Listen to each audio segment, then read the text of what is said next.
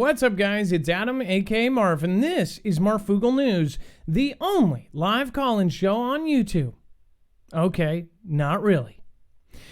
And Adam, yes. hey, you is something wrong? You look a little green in the face. You feeling all right? No, I feel fine. A couple fingers fell off earlier, but no, I'm good.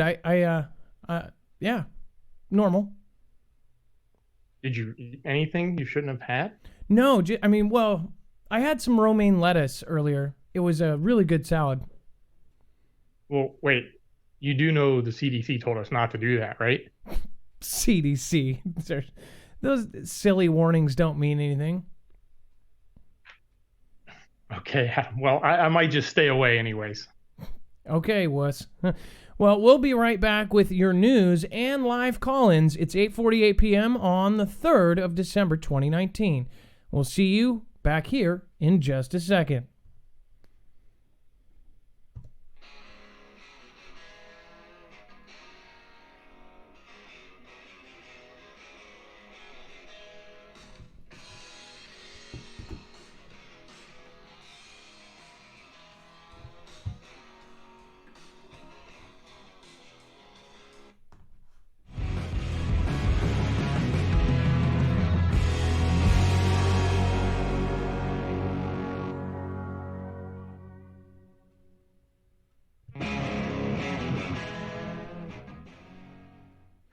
Anyways, let's get back to normalcy around here. You guys, if you have not been here before, this is Marfoogle TV / Marfoogle News, and it is a live call-in show. We're going to go over all of today's and the last couple days' news, in this case, since it is Tuesday, and we are then going to take your opinions on them. You are going to be able to call in and give your side of the story, and even call in and give us some information. So before we start, I want to talk about some of the biggest stories. We have Fox finally covering this whole asteroid thing that's been going around for 2 years. We've been desensitized time after time after time again. We will be talking about that apocalyptic asteroid. Again, a lot of people have talked about that. People are starting to get worried about it. Google co-founders Larry Page and Sergey Brin relinquished control of Alphabet. Maybe that's because of the $70 billion last time. Epstein tapes. Something very crazy might just happen. The shocking spy story behind Jeff. And then, of course, wooden bullets. We've got UK suspect that was doing horrible things. Of course, NK threatens Japan with real missile. That one is going to be very interesting. NK gives T-Man Christmas choice and veiled threat. And then highly contagious urine forces a movie theater to evacuate. That was in Washington State, right here near me. We even have some more. We have some weird news as well. We're going to get to all of that here in just a second. But first, we're probably going to do a mic check here with Dex. He helps produce the show. He is also our tech guy. He has a connection, and I have an entire screen dedicated to him. He can actually take a call and then get, say, a video from the caller, say an archived article, something like that, and then he can actually connect it live with me so I can show it to you. And so that way the callers have a lot more power. You can call in, you can send us pictures, you can show us a video of a UFO you took today, or you can show us a document that proves that there's weather control, whatever it may be. You can actually do that. Now, Dex, are you there? I just wanted to do a quick mic check. Hello, Adam. I am here, and hello, Foogle Fam. I love it. It says the same every night. And hello, Foogle Fam. All right. So, again, if you've never been here before, we're going to go through the news real quick, and then we're going to hit the call-ins. The number for that is 224400-MARF. If you have any problems with the MARF part, of course, the whole number is down below. MARF is AKA 6273. Of course, I am Adam. Boom, right there. AKA MARF, and that's the show. So first, we're going to get into this. I've talked about this for my whole time on YouTube as far as the apocalyptic scenario with the whole asteroid thing. And here's the thing. Fox is actually covering it now, and it's like usually you don't really get this. You get a lot of the lower-end news talking about it. Now mainstream is actually pushing it too, and that actually makes me wonder because they have said almost every day now in a flurry of news sites, there's a asteroid the size of Giza passing by tomorrow, the size of Paris, the size of the Leaning Tower of Giza, whatever it may be. They always have a different size comparison. My favorite by far was an asteroid the size of a super shark megalodon. I was like, wow, they're just really running out of things to call it because it is a daily thing. They tell us literally 365 days a year, there's going to be one that hits. Now, when I say that, you would think that I actually think, whatever, they just do it for news, right? I think it's because they're trying to desensitize us. I have shown you on this show that they are actually making a government in the sky. What is it called again, Dex? It's called Asgardia. Asgardia. And these are elites. I mean, like, these are some of the most respected people in the world on this earth that are actually playing part in this Asgardia. Now, some people say, oh, it's a joke. You can fill out, kind of like you can buy a star name or whatever like that. They say, oh, whatever, you can go online and pay $20 and you're part of Asgardia. In the upper ranks, we're talking about actual people that are actually making an entire government out of this. And I bet you the people that are paying $30 to, get a plaque or certificate, they're not a part of the real thing. In fact, if anything was to happen, and this is like a contingency plan, that's my thought on it, that they are making a contingency plan for some sort of astronomical disaster happening to us. Again, they are now all of a sudden racing. Everyone is racing to get to the moon and then to Mars. Maybe it's because they actually think they can terraform Mars. Some of you might be saying, oh, that's some NASA stuff, whatever else.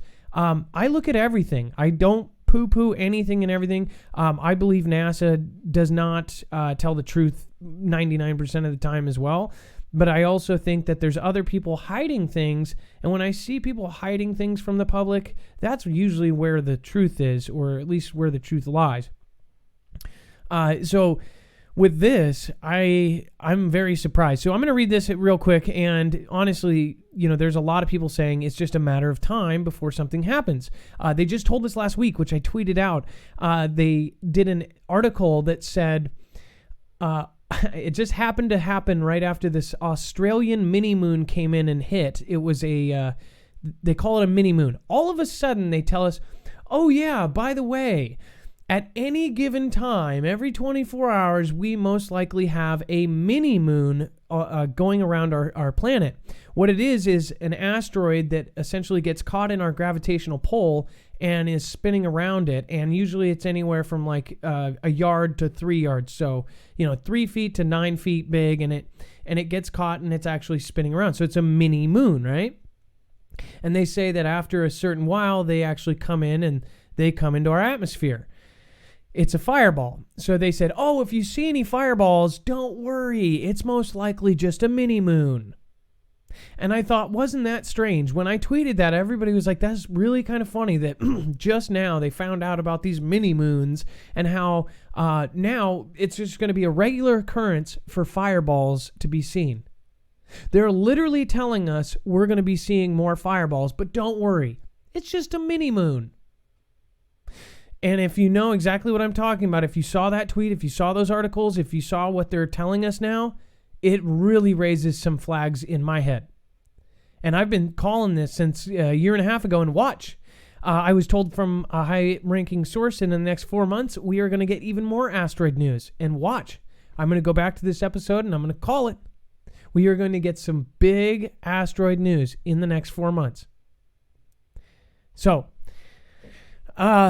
with this, I just thought this was very surprising. We're not going to cover every article as deep as we are going to talk about this one. We've already spent 10 minutes here. So if we skip one that you are interested in, you can go to MARFOOGLEnews.com. And once you go to MARFOOGLEnews.com, you will actually see this thumbnail. And then when you click on it, say you can go to any of our previous shows, even on both channels, Marfoogle News and Marfoogle TV. Once you click on United States of Dystopia, Down below is every article and every tweet. If we even show a tweet or a photo, there's going to be a link to it down here below. And then, even better, when a caller calls in live, by the end of the show, their information, their channel name, if they're a YouTuber, their website, if they're a Weber, I don't know if that's a word, will be here under caller info. So this website will actually be changed. Right now it's 8:58 p.m. It will be changed by the end of the show. So, with that being said, let's get through it. It says, an artist's illustration of asteroids or near-Earth objects that highlight the need for a complete space situational awareness system. It says, a catastrophic asteroid impact big enough to wipe out humanity is only a matter of time, according to one top scientist. Humanity has next to no defense against such an impact, Professor Alan Fitzsimmons said, which threatens to end life on Earth. Speaking to the BBC, the astrophysicist warned that the planet is at risk of a deadly disaster if protective measures aren't put in place. It says, quote, we will get a serious asteroid impact sometime. I like how they say sometime. We've already had them. In fact, the last or the previous ones were not by a metropolis. If the one in Tunguska in Russia hit a city, it would have wiped out the entire city. And I don't get why there's so many people that are just like completely against like even just reality. They're like, no, asteroids don't even exist. Whatever they are, they're big things that come in, they blow up. So whatever you want to call them, fairy dust, whatever. It may not be in our lifetime, but Mother Nature controls when that will happen. I like how they say Mother Nature when that's actually like Earth, Mother Nature, space. I don't think that's Mother Nature. We will need to do something about it. We will need to move that asteroid so it misses us and doesn't hit us. Hence, when we talked about speeding it up or slowing it down. I thought it was pretty crazy when I first found out that all of the planets are actually spinning on a linear level. It's so weird to me. I thought that, one planet spun this way, one planet spun that way. It's like, how is space so crazy? They say infinite space, right? But it's all on a linear thing. All the planets in our system are one solid line. They're all at the same level, but different sizes, different rotations. So as far as an asteroid, that's how they can predict these asteroids can hit us, because they find the crossroads. Once they find that crossroads, they need to figure out how to either slow down or speed up that asteroid so we miss it. It's basically like two cars coming to an intersection, and they're both going 60 miles an hour. They both have the same distance. They need to basically go to this car and put a super burner on it, or some nitrous, or some NOS, and make it go 80 so it misses the other car. And they have made so many different missions now. They have Hammer, hypervelocity asteroid and mitigation emergency response vehicles, which is essentially a nuke on a rocket. These have not only been made by us, there is a different version of a nuke on a rocket by Russia. China has a new laser system, which also we're going to talk about lasers later this week. They have new lasers. In fact, one of our Foogle family members has inside information about the new 500 kilowatt laser that's just absolutely insane. I mean, we're talking about defense for the government, shooting nukes out of the sky from hundreds of miles away. Absolutely nuts. It says, astronomers are currently tracking nearly 2,000 asteroids, comets, and other objects that threaten the Earth, and new ones are found every day. Earth hasn't seen an asteroid of apocalyptic scale since the space rock that wiped out the dinosaurs 66 million years ago. However, smaller objects, still capable of flattening an entire city, crash into Earth every so often. One, a few hundred meters across, that devastated an 800 square miles of forest near Tunguska in Siberia on June 30th, 1908. Professor Fitzsimmons called on amateur astronomers to help space agencies like NASA track potentially deadly asteroids. He said an upcoming mission was designed to help stop space rocks from hitting Earth, but that it needed help deciding which ones to observe. Launched in 2024, the probe will measure the movement of a smaller asteroid moon knocked off of its orbit by an earlier spacecraft. Now it says astronomers can help the mission by identifying and reporting as many asteroids as possible in the Kuiper Belt, a mysterious region beyond Neptune. So, all of these things. Now, again, it actually mentions here later, it says some scientists believe such a technique won't work and would prefer firing a nuclear bomb at space rocks bearing down on our planet. So one of the bad things is like many of the movies have portrayed, if you shoot a nuke at it and it blows up into a lot of different pieces, it might not change the trajectory. It might actually just send 50 rocks different sizes flying at us instead of one big one. Is that any better? Well, maybe not. What do you guys think? Do you even believe in it? Do you think that they are just totally full of crap? Give us a call at 2244-00-MARF. If you want to read the rest of this article, you can go to marfooglenews.com and, of course, click on Dystopia. Now, it says, this is crazy. It says, Google co-founders Larry Page and Sergey Brin relinquish control of Alphabet to CEO Sundar Pichai. You might recognize his name. I don't even know if I can say it. I would be sure that those guys would, peek their ears at anything of their name.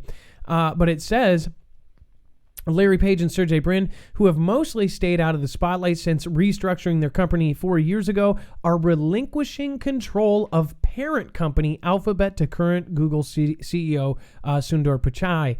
The duo announced today in a joint press release. The two men will remain employees of Alphabet and retain their seats on the board, but they will no longer oversee the company's sprawling, almost trillion-dollar empire they created while at Stanford University more than 20 years ago. Now, if you don't know, Alphabet, recently in news, they lost $70 billion when the algorithm took a change, and it actually changed for the worse in a lot of our eyes because a lot of things were demonetized. Now, that's not necessarily exactly why they lost $70 billion, but it kind of coincided. So that's what most people think. And that's, kind of in a lot of our eyes, it was like, yeah. They might have realized by that maybe it was a mistake to go so hard on, demonetizing certain people. But, again, this is a big deal. A lot of people are scared of what's going to happen come December 10th. We don't know. But I do want to, I am putting my faith that good things are going to happen and that the platform is going to do good things. Hopefully something gets fixed. Hopefully it's not all doom and gloom as far as the platform is concerned. The whole COPPA thing, a lot of people are very negative. I think we should all be at least somewhat positive about it and just have wishful thinking. I guess that's all we can really do. This is really crazy. The EpiPen tapes, and again, this is pretty nuts. The EpiPen tapes, and yes, I'm saying that wrong, sordid case takes a bizarre turn after mystery hacker emerges. Now, here's what is said. Essentially, there is a hacker that apparently got these secret tapes. Supposedly, Mr. EpiPen, Jeffrey EpiPen, had tapes of everything, recorded everything, videotaped everything. And this hacker supposedly says they have access to all of it. Imagine if this was true. Imagine the people that would be on these tapes. Now, Dex, do you think that this is I basically, the first thing I said when I heard this was, this guy's going to be dead. I mean, somebody's going to track him down. Our government's going to track him down. Somebody's going to track him down. Well, yeah, you would think that that definitely puts a giant bullseye on you. Depends on where he is. And it sounds like since he's a hacker, probably has everything digital. And I would think he'd have it in multiple places and maybe a dead man switch or something. Yeah, you would think so. I mean, that's pretty absurd. Imagine the indications if something came out or if they had a mass release of information of all of the people that were involved. Supposedly, this had information that they claim, or is it this or the book that claims that? I think you're thinking of the next one about the book. Yeah. So yeah, but this is basically, they basically said that EpiPen recorded everything, and this guy has it all. And if that's true, we are literally going to see some huge names topple down, and I don't even know how he's getting this out. If this is through, some of the Chans. Like, how would you even say something like this? Somebody, one of the world governments that is incriminated would most likely find this guy very fast and take him out.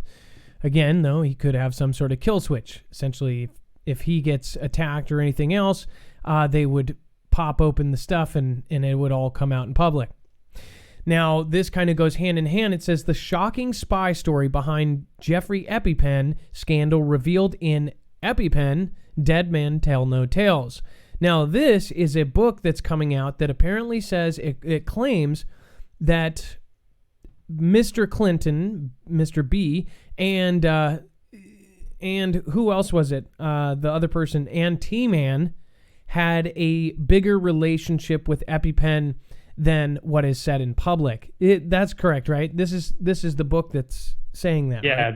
that's what this book is saying, and it also makes the claim that he was an intelligent operative from one of the country, the Rayleigh country. Oh, that's right. Oh, and it claims Mr. EpiPen was an Israeli operative for Mr. Mossad. I mean, this is like crazy stuff.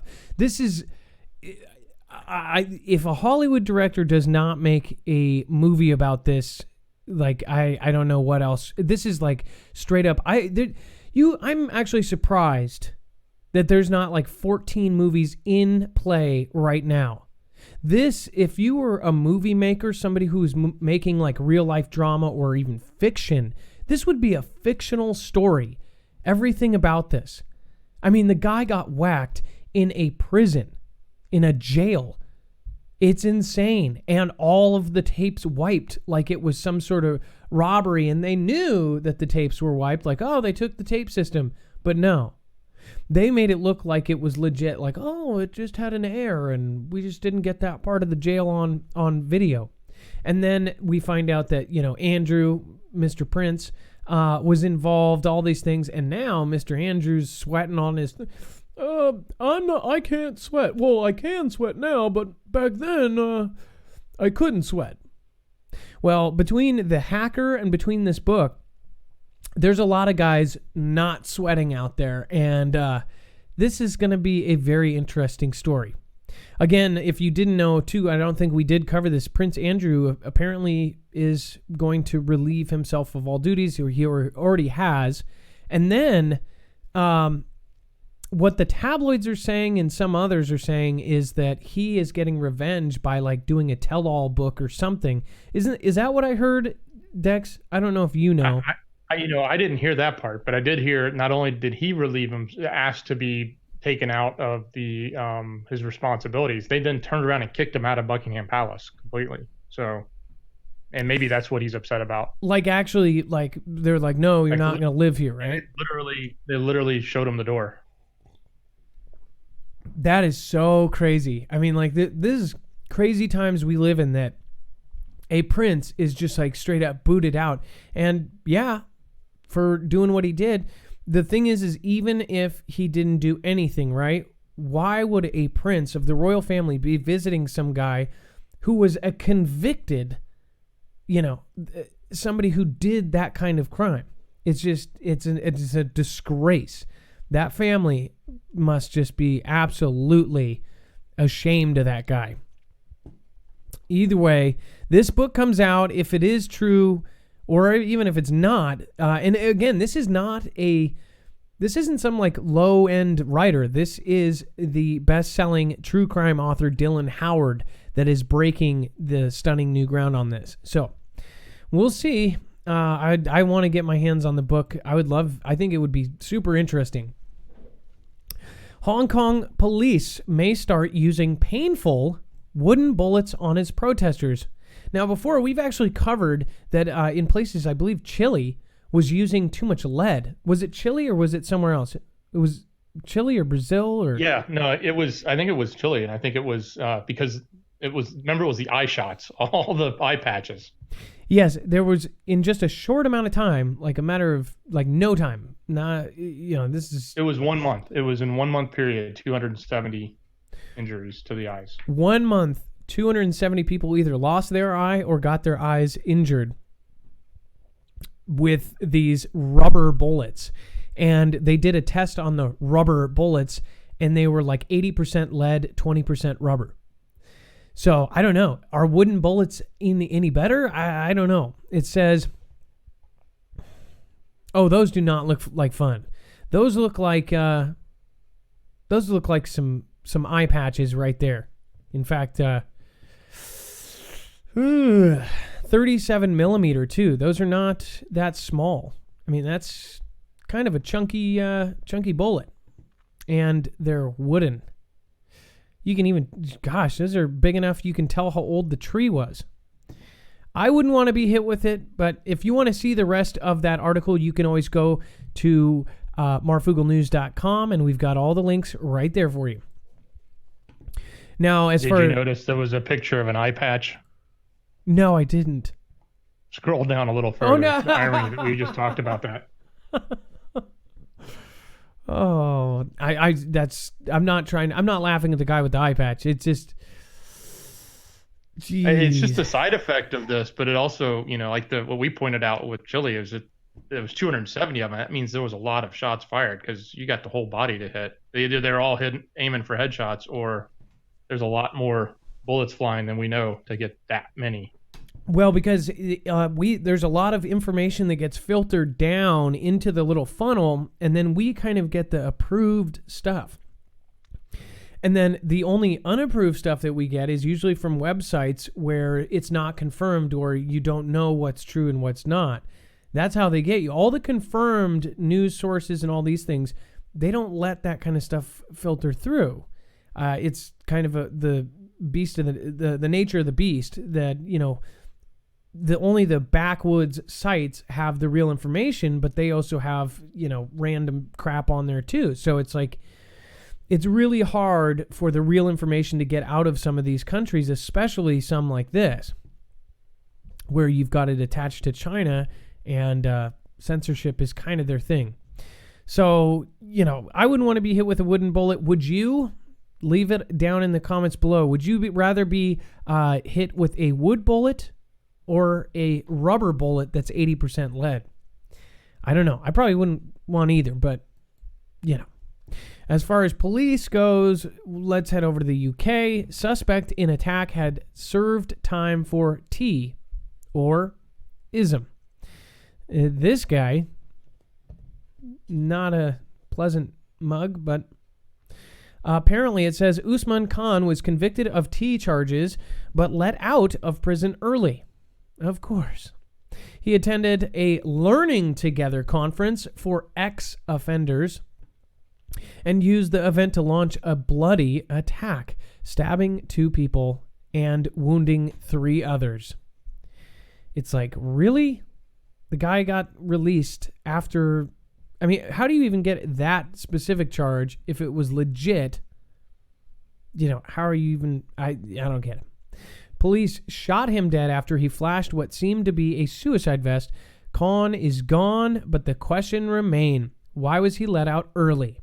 Did authorities believe he no longer believed in radical... Why didn't the conditions imposed on his release prevent the carnage?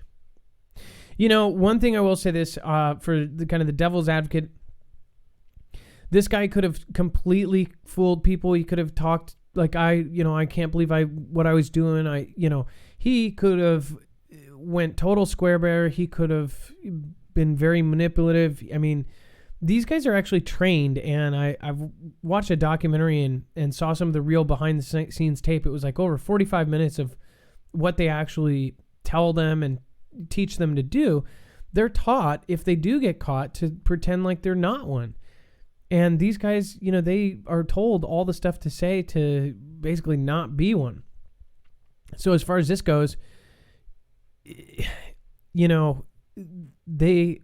the early release thing, that's the news, and they want to grab onto it and say somebody's responsible.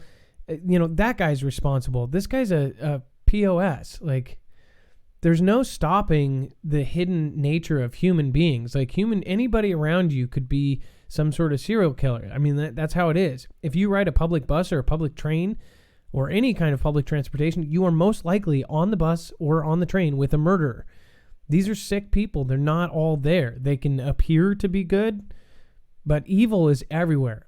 And, you know, a lot of people don't believe in good and evil, but there is evil on this earth. My personal opinion, and that's just me, is that I believe in the devil. I believe the devil has these people in lockdown. So, but what's your opinion about it? We'd love to hear about it. Give me a call at 224-400-MARF. This is crazy. NK threatens Japan with real missile. NK has branded Japan's Prime Minister Shinzo Abe an imbecile and political dwarf, accusing him of mislabeling its latest weapons test. Mr. Abe condemned the North for, quote, repeated launches of ballistic missiles after 2 projectiles were fired on Thursday. It says, but the North insisted it was testing, quote, a super large multiple rocket launcher. I don't know why I think they say it like that. Super large multiple rocket launcher. On Saturday, state media said Japan may see what a real ballistic missile is in the not too distant future. NK is banned from firing ballistic missiles under the UN Security Council resolutions. And it says NK missile and nuclear program. It says the country is under various sets of sanctions over its missile and nuclear programs. Lifting the sanctions has been a key aim of the North in talks with the U.S., Japan's ally. And it says, but this has stalled since a summit between its leader Kim and President DT, Commander-in-Chief, broke down in February. So, yeah. Do you think that these guys are ever going to stop? Do you think Kim is going to stop?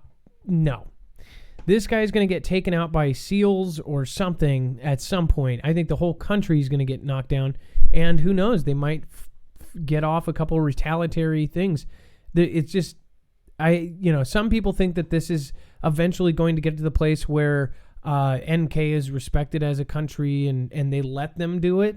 So, even some mainstream, like New York Times or something, was saying, well, why don't we just let them have it? Or we could just kick their butts. NK gives T-Man Christmas choice in veiled threat. It says NK said it was preparing a choice of, quote, Christmas gifts for President DT in the country's latest effort to pressure the U.S. to offer more concessions in nuclear talks before the new year.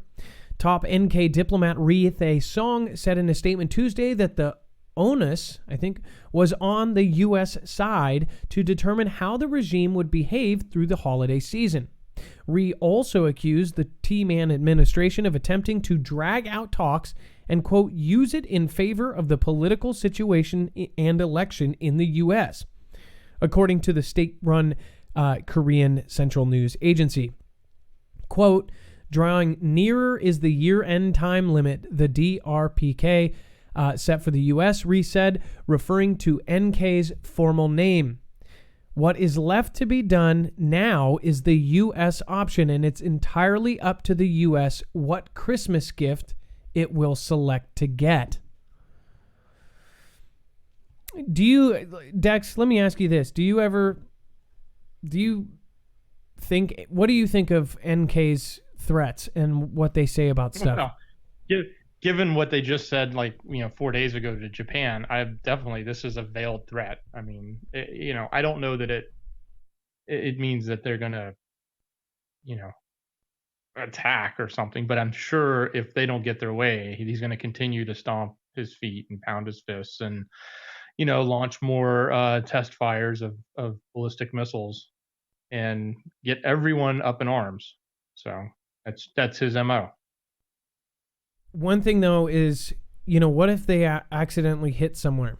They've had at least 2 or 3 missiles go over mainland Japan, to the point where mainland Japan had its alerts actually go off. So they got the alarm, they got the sirens, the air raid sirens, which are the scariest things. And they have a even scarier and more disturbing system. They've got that bing bong, we're about to die. Bing bong, please, and then in Japanese, like it's freaky. And they say, you translate it, it's like there's a missile heading towards Japan. If we had a missile fly over us, it would be conflict immediately. I don't know why why they got away with either of those, but it says, okay, so this is weird.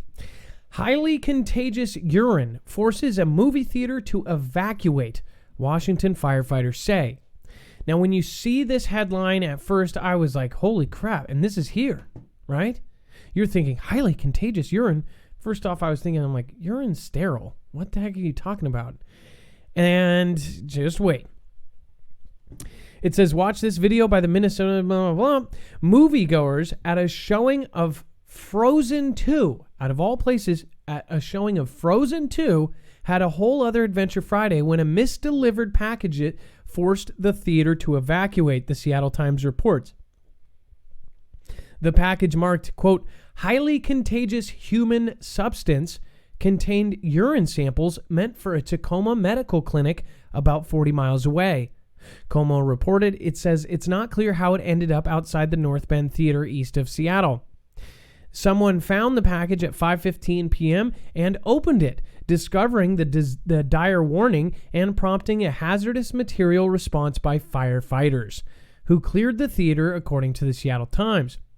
It says, quote, box has been isolated and one patient treated as a precaution. Really? I didn't even know that they said that a patient was treated. Eastside firefighters posted on Twitter, the person who opened the box was screened, but no one was hurt in the incident. Now, what's funny, there was no danger. So this guy that got treated, like, oh my God. The funniest part is it was legitimately pee. It was just regular pee, and it was in a generic box that was labeled highly contagious human substance. It's the same container they use for all sorts of different stuff. So when they saw this box that said highly contagious, human substance, everybody's like freaking out like it's they get the bomb squad to go in and grab this vial of what could be somebody's pee test. Pretty amazing. That much of a response, but that's the place we live in now on Earth. It's pretty crazy. What would you do if you found that? I would probably be freaked out too. It says, this is really cool. So a lot of you might have seen this on Twitter already. Ice preserved a tiny puppy in near perfect condition for 18,000 years. Scientists are fascinated. Now I'll show you some pictures of this. The puppy literally was perfectly preserved. And for whatever reason, though, Dex, this is like the only picture that's been going around. Like, why isn't there any full body pictures of it? Yeah, that's a good question. That is one picture I've seen. I've seen this one picture everywhere, and you can kind of tell it's a puppy, but you would think like something like this, they would have tons of pictures. Look at his teeth, though. Look at how they do like this little weird 3-digit thing. I don't know. Do you think that I think that might be like something that they used to have but don't anymore. I don't know. Do dogs' teeth look like this? I don't know. They look like little ghosts. If you look at them sideways, they look like little ghosts or a guy in a sheet pretending to be a ghost. Either way, it's pretty crazy. If by the looks of this picture, it looks like it is like perfectly preserved. So who knows? I would love to see more pictures of it.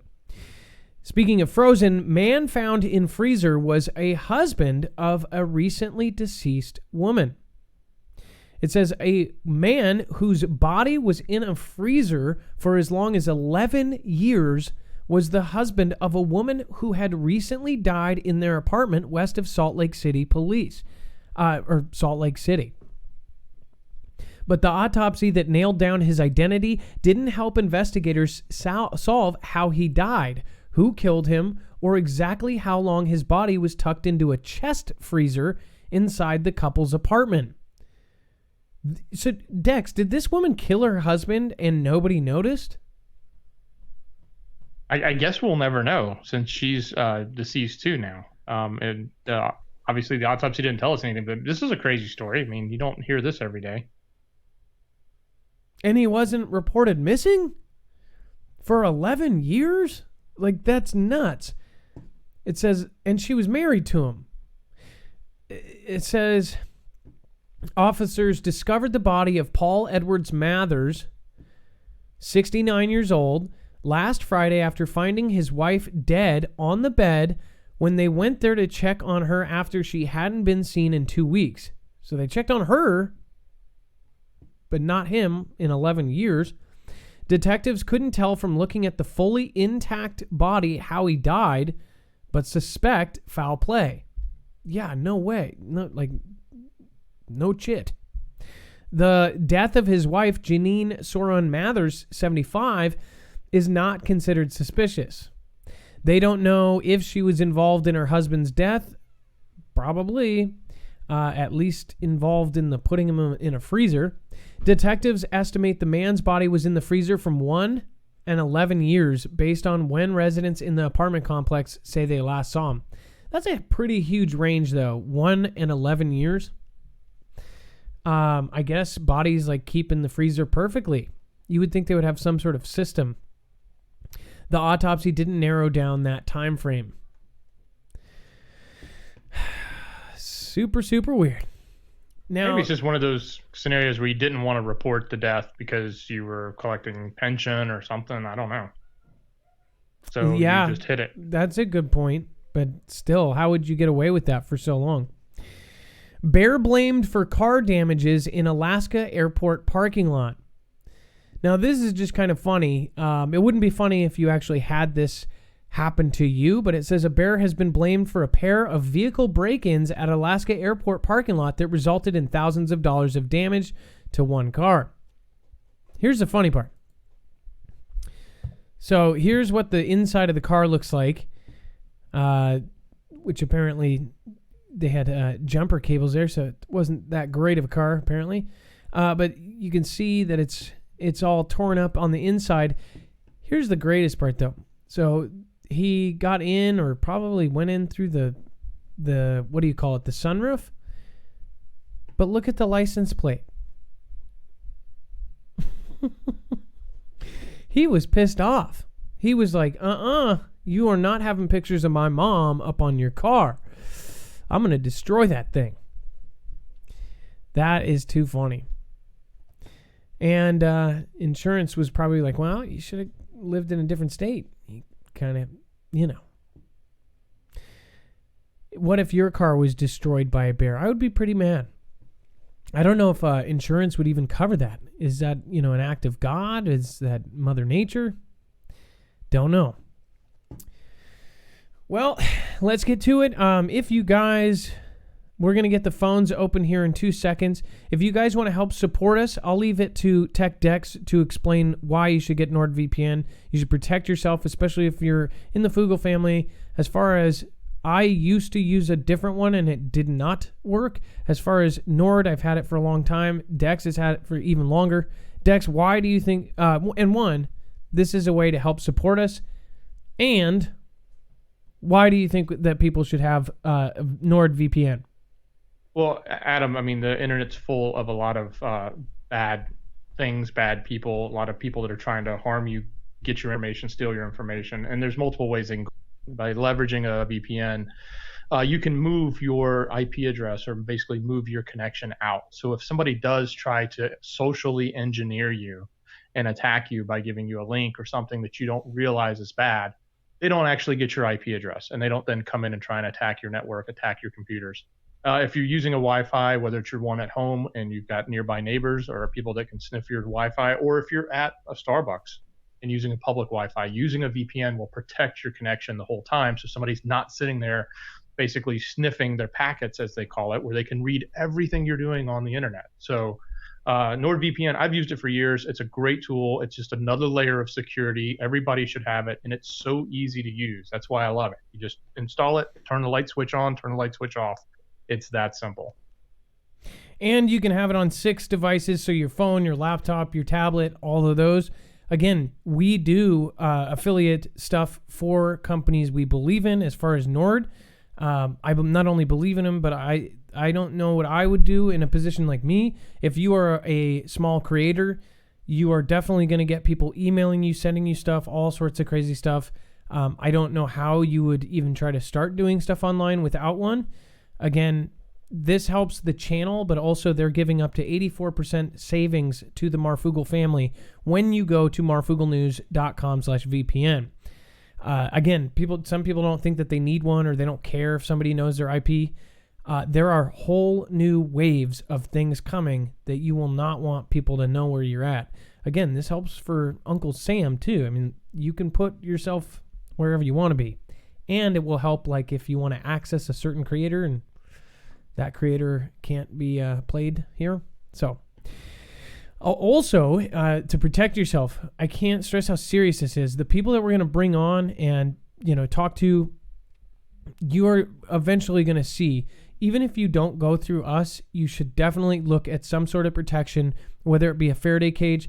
EMP Shield, the company, is actually so amazing that those guys even taught on their website how to make Faraday cages. Like they're actually teaching ways so you don't have to get one and things like that. Like that's how awesome they are. They really care about the customers, about the people. They have actually talked to several of the Foogle family members. They've done several just really nice, generous things for some of our Foogle family members when they heard their stories. So this is a real company. This is a company that I have to say, like, I've been impressed time and time again after seeing all the things that they've done. They're real. They hand make these in Kansas. And again, here's the good part. These things are proven to work. They're Keystone tested. So military standards, military tested up to 43 times, and they basically gave up against E1, E2, and E3 phases of an EMP. To translate that, essentially anything that might come our way, whichever kind, your devices, it will ground the signal before it fries your devices. So you don't have to have your entire home in a Faraday cage. You can block this. Now, we do this because, one, it helps our channel, but two, this is going to save lives when it comes time. These guys are actually contracted to help the government actually harden the grid.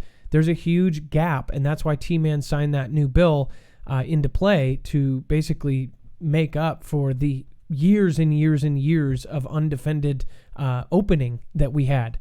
We are still not there yet. So again, you can get home protection, vehicle protection, generator protection, solar protection, RV, and even ham radio operation protection. So make sure to go to marfooglenews.com/EMP right now, or about 5 hours left. They are doing their Black Friday sale. So actually, Dex, is that even going still? I think there's I might have misspoke. I apologize. It might have another hour left on it. I don't know. But it's their Cyber Monday that's really Cyber Tuesday because they wanted to extend it for They extended it. It was $50 off for the Foogle Fam. That will always stay around. There was an additional $75 off per device. That means $125 off per device that you get. So that is the largest discount they've done to date. So they actually did let us combine those. So marfooglenews.com/EMP, it will protect you in the event of an EMP or a CME. So again, don't forget, this protects against natural solar flares and things like that. If your generator doesn't work after the power goes out, then what good is it? If your car doesn't go to your bug out spot, then how are you going to get there? Either way, there's a lot of problems with any of it. So, nothing in this show should be considered legal, medical, or financial advice. The views of the callers can differ considerably and do not necessarily reflect my opinions, Dex's opinions, or anybody who helps the show, including our wonderful mods. You should always do your own research and consult with professionals. The internet is full of fake news, so please take everything with a grain of salt. That's exactly why it is so important that you guys call in and give us the truth. If you have not seen Marfoogle News, the main channel, if you're new here, there's a larger channel that I do edited videos and emergency broadcasts and things like that. That is called Marfoogle News. You can share this. If you've been here for a while, you already know about it. Share it with marfoogle.news. Again, that's at 146,000 subscribers. For the Discord, we have over 11,000, almost 12,000 people in all different states around the country that are getting together, meeting. Like last Sunday, I actually spent 2 hours on Skype with the California meeting. Again, those guys all came to the meeting. They went to a restaurant. They talked prep. They talked subjects. Basically, they got to hang out with a bunch of like-minded people that are all talking about the subjects that we cover here. So again, it's a great thing. Also, if something happens, a horrible disaster on the West Coast happens, they're all going to know about each other and, you know, hey, what's his name didn't show up to the meetup spot. Let's go get him. That's where this is going to come in handy, especially for the West Coast soon. If you're a creator and you have over 100 subs and 20 plus videos, it's not hard to do. 20 videos takes, 3 weeks if you did one every day, a couple months if you did one, a couple a week. Again, we want to help real creators, and we are teaming up. There's big changes happening in just a few days. Get in there. You're going to want to. We are pooling all of our smarts and all of our resources as far as just being able to fight whatever may come our way. Again, I hope you guys fight for the people that you really want to stay on this platform. MarFoogleNews.com is how you sign up for that. Super, super easy. And, of course, if you have not seen the Earthing movie, go ahead and do so. MarFoogleNews.com/GT. That is with Amy Smart, Muriel Hemingway, and Deepak Chopra. Again, this is a theater movie that you get for free and can watch in the comfort of your home. It explains grounding. If you didn't know about grounding, I wouldn't blame you, because I think Big Pharma is trying to really hide it. But again, this is something I do and I've done for a while now, at least I would say 5 or 6 months. It completely changed. I can't describe it, but it did change my sleep and my digestion. Everything that was in my gut. I used to do 1 o'clock in the morning shows, and that was for a reason. It was because I had extreme sleep problems. So if you have sleep issues, or if you have digestive issues, or anything inflammation related, this is great, and it's natural. That's the coolest thing. It's just like going barefoot in your yard, which, by the way, there's a free way to do it. Take your shoes off and go out in the grass. For those of you that are too busy or don't have time to just go sit out barefoot, these are the greatest products as far as it goes, because Clint Ober is the man behind them. He is the one who's also behind 25 proven medical studies that show that this makes a huge difference. It also helps with autistic children. That's how I actually originally found out about it. As many of you guys know, I have autistic family that I help take care of. So MarFoogleNews.com/earthing.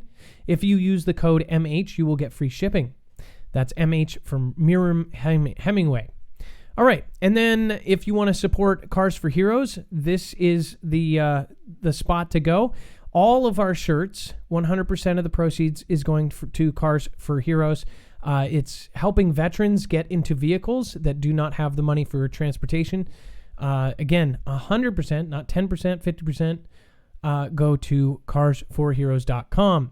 MarFoogleNews.com/t-shirts. All right.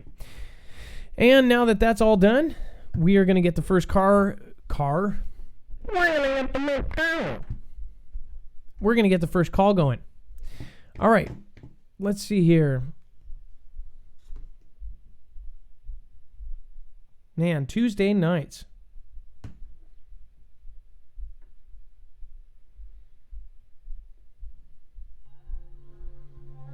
You ready, Adam? I'm going to send over T-Rod.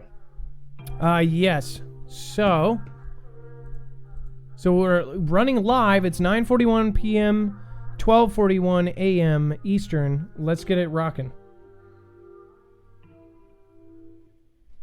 All right. Boom.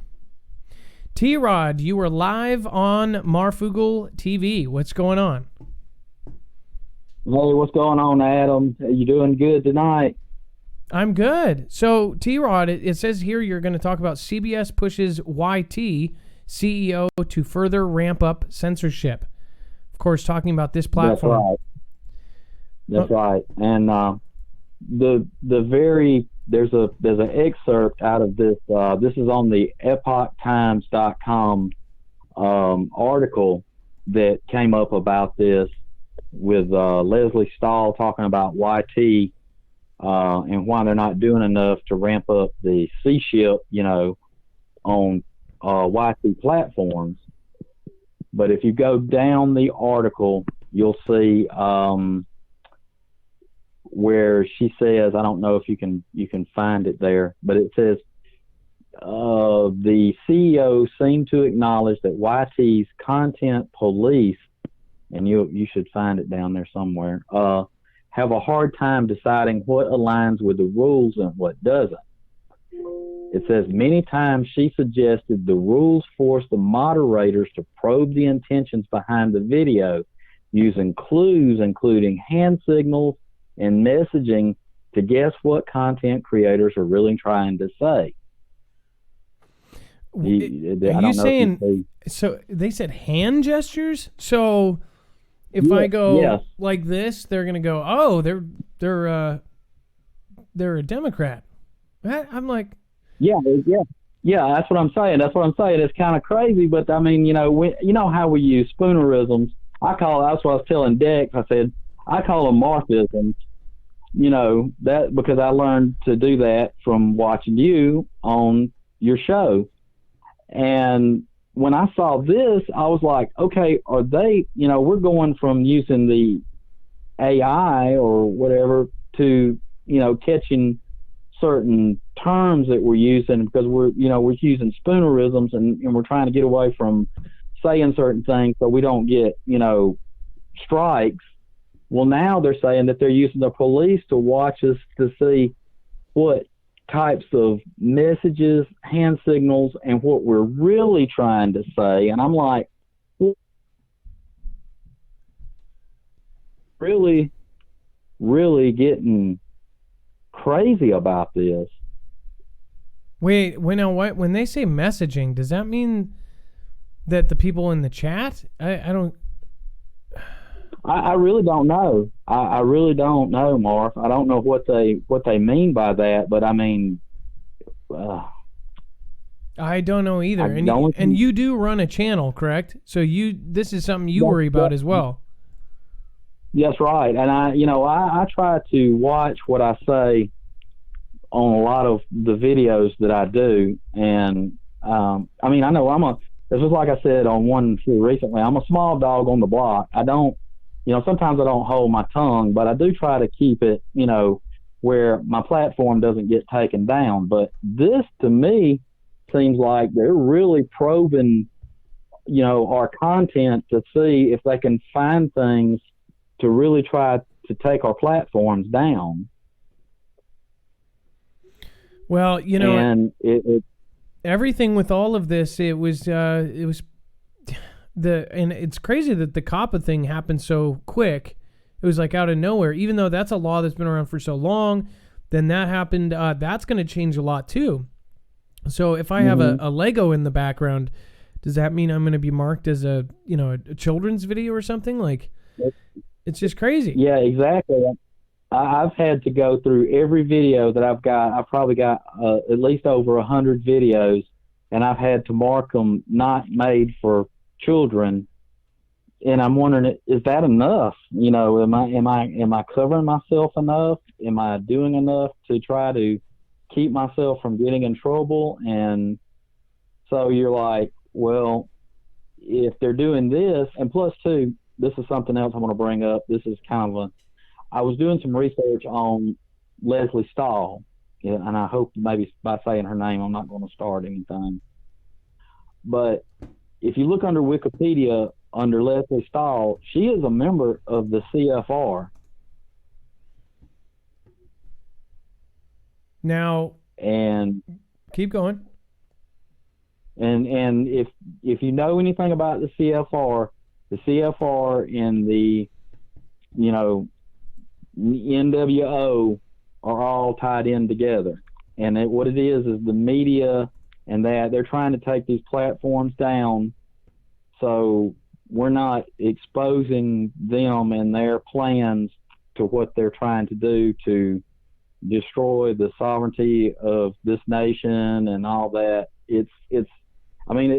With her coming on there and hitting YT with this and saying, why aren't y'all guys doing enough to get rid of these people saying, the HATE whatever and the,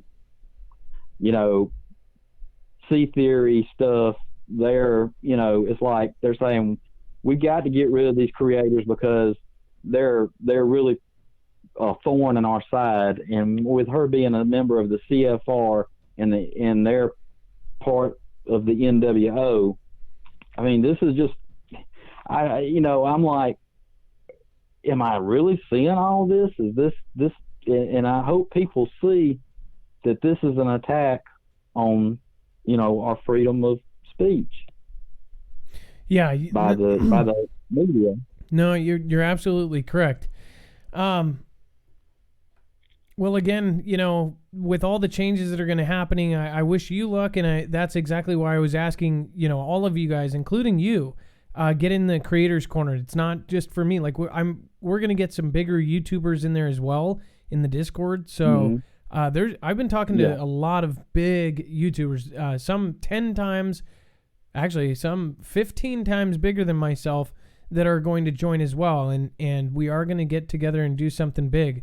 So get in there and make sure to do that just in case, because it's kind of like a one for all for one type of thing.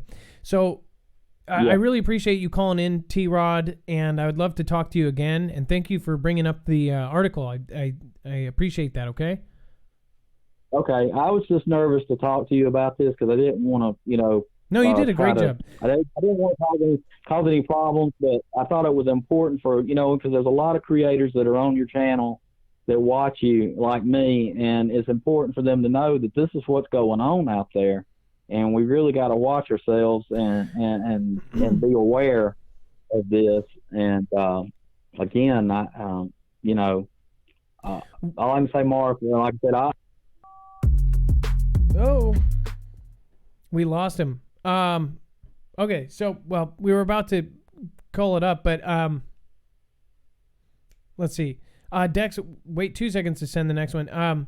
Actually, so T-Rod, if you're still there, I was going to tell you that you should go to Dex's video explaining all of the COPPA stuff too. If you guys go over to Dex J, if you are a small creator, or even if you're just a watcher yourself, please go over to Dex J's video on that, because he did cover it very well. If you didn't know who Dex J is, of course, the screener and the, kind of co-host here, he was very, very high up in tech companies, and he got out of it because it just was going towards, either blockchain or AI. And again, he is incredibly, incredibly talented in this area. So again, we're looking out for your best interests online and in real life. So make sure to get over there and check that out. Okay, Dex, if you want to send the next caller, let's see here. All right, perfect. Hello, you are live on Marfoogle TV. Hey, what's going on, Adam? How you doing, brother? Hey, so this is Andrew. Okay, Andrew. Let's see here. Let me pull up your card so I'm not left hanging here. So you have something to say about the Texas Power Grid. And of course, this is Andrew at EMP Shield. So he's one of the main gentlemen behind the EMP Shield. So you guys are announcing something with the Texas Power Grid. What's going on? That's right. And I can't say a whole lot, but I just want to come on and talk a little bit about it. But before I do, kind of like every time I speak with you guys on the show, I just want to say hey to everybody from the Foogle Fam. You guys are awesome. Every day we get hundreds and hundreds of calls from you guys, and over the last month, it's been thousands of people I've had the pleasure of speaking with. So I always tell you guys I'm going to give you a shout out. I just want to say hi. You guys rock. And so I'm very excited. And I don't know if you guys have it up on the screen because I'm not watching the video here live. But basically, I wanted to announce that EMP Shield can now publicly say that we are a part of the Electromagnetic Defense Task Force and the DEMSO, which stands for the Domestic Electromagnetic Defense,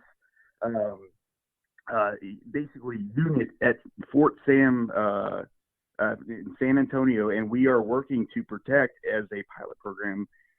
We're developing a system to protect the Texas Power Grid. And the reason I wanted to say that is because, everybody, especially the Foogle Fam, knows that, we have a military tested device and we have a civilian line of products, but we do more than that. We have quite a few families of technologies that we're working on.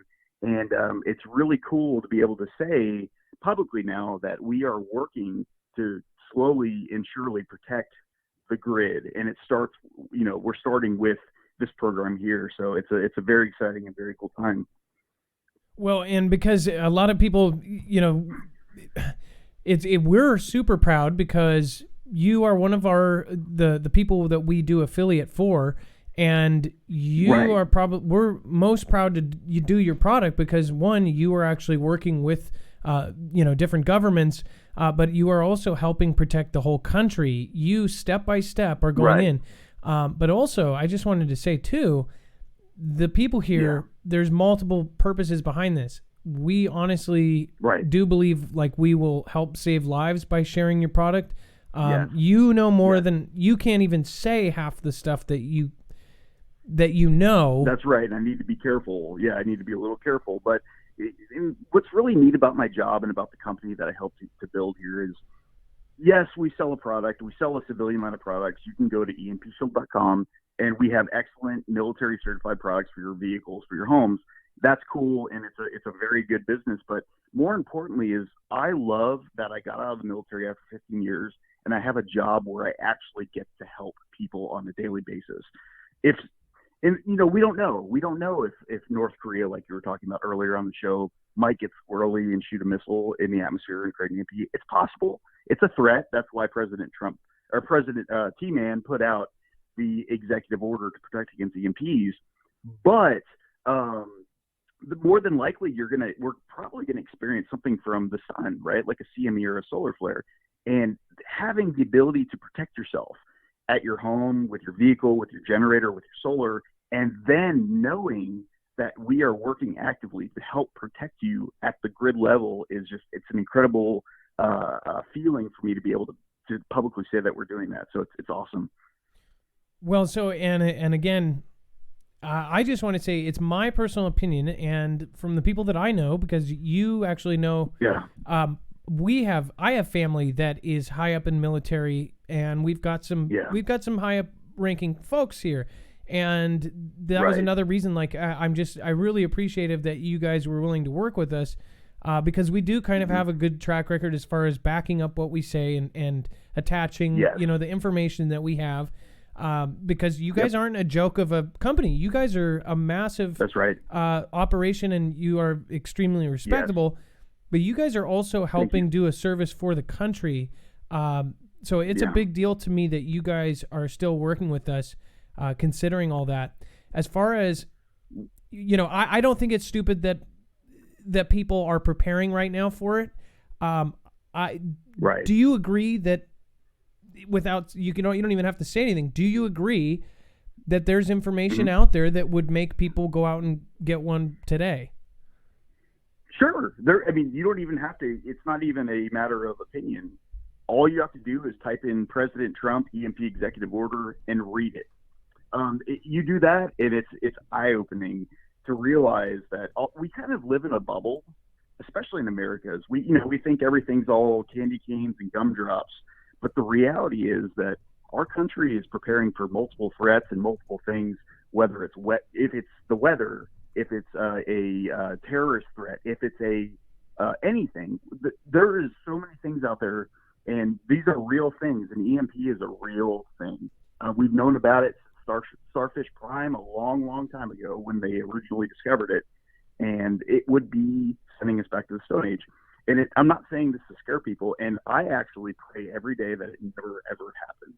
But it's good to know that we're slowly getting in the right direction here, and we're slowly starting to protect homes. We're starting to protect vehicles. We're developing systems to protect the grid. A lot of this stuff will probably never come to light.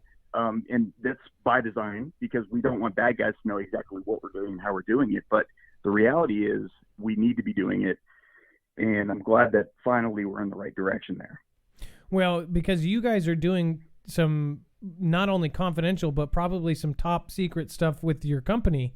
So you guys are not allowed to tell about half of the awesome projects you guys are doing. Does that kind of suck that it's kind of like being a hero, but you can't talk about what you did? Well, and it's hard.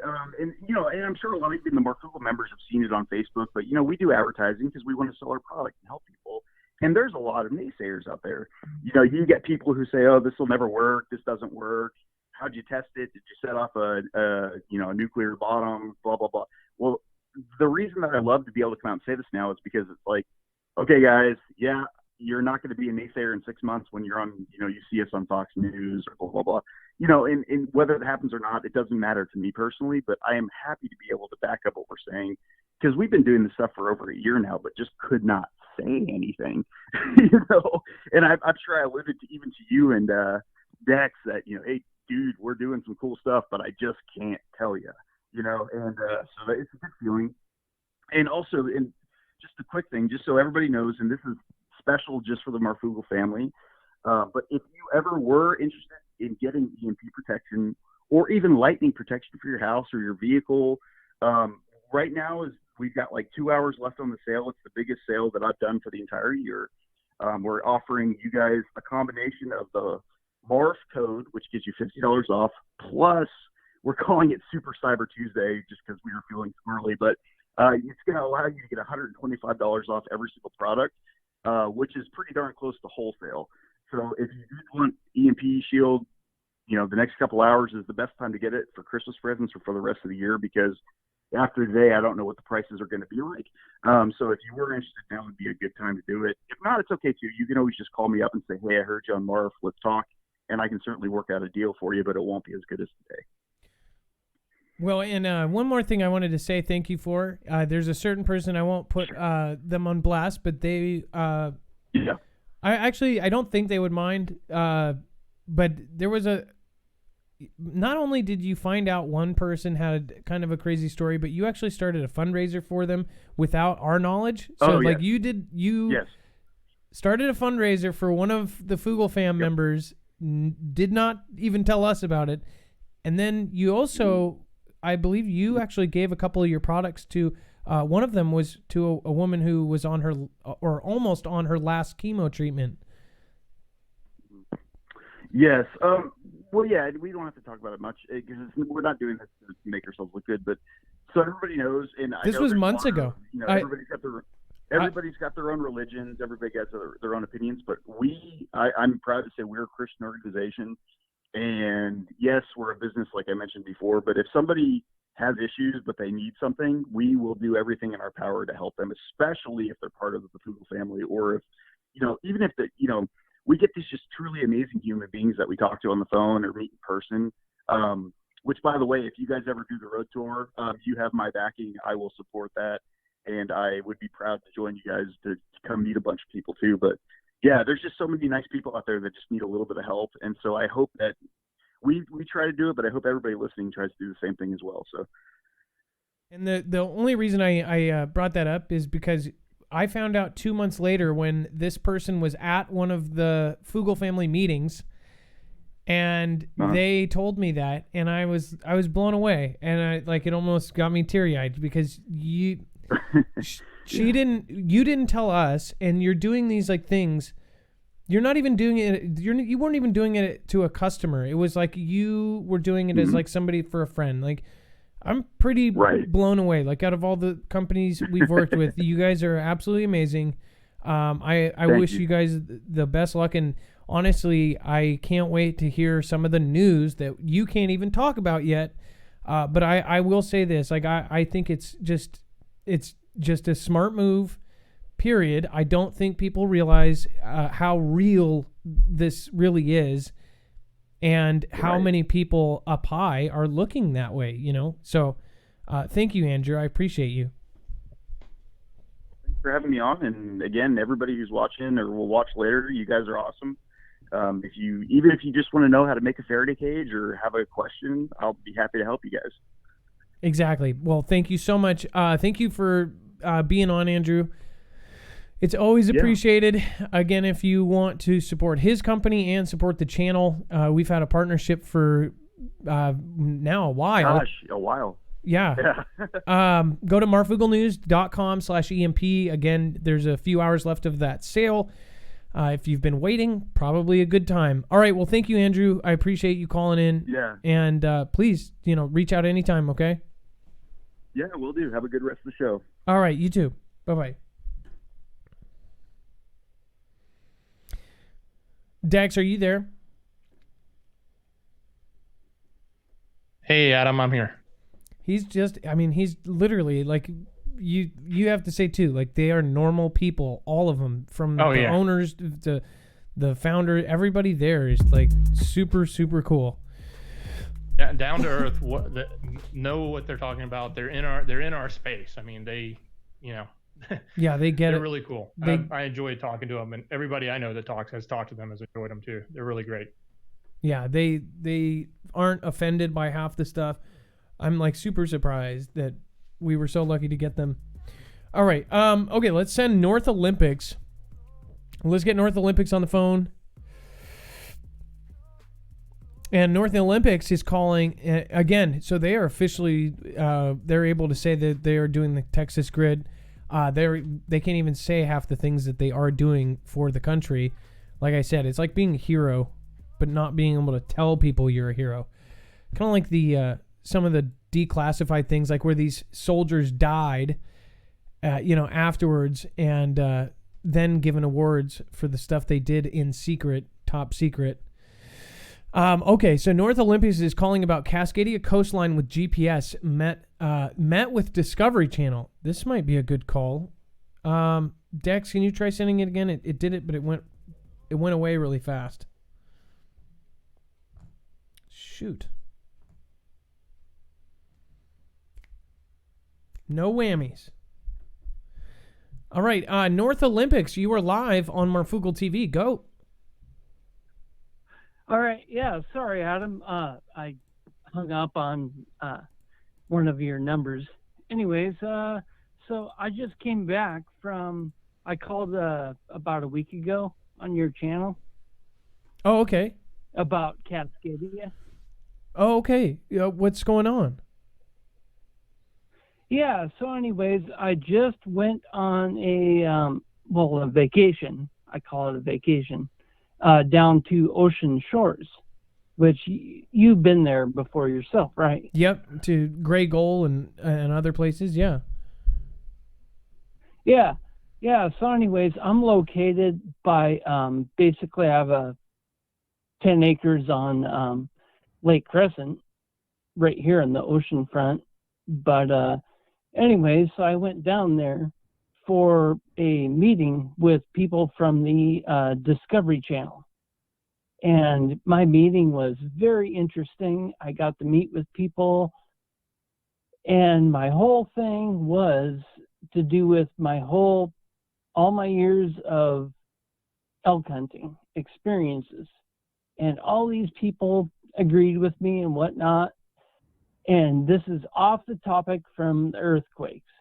So anyways, I got to know these people, but we got to talking about Cascadia. And they all agreed on my part about Cascadia and the Juan de Fuca fault. So I want to talk about the Juan de Fuca fault. Wait, and these guys were from Discovery Channel, so they're doing a project there. You met with them, and then so you're saying they agreed with you that Cascadia is a big deal right now. Yeah. Okay, and then you have some information to share. I have a map. I'm going to have to email it or something to you or Dex about this.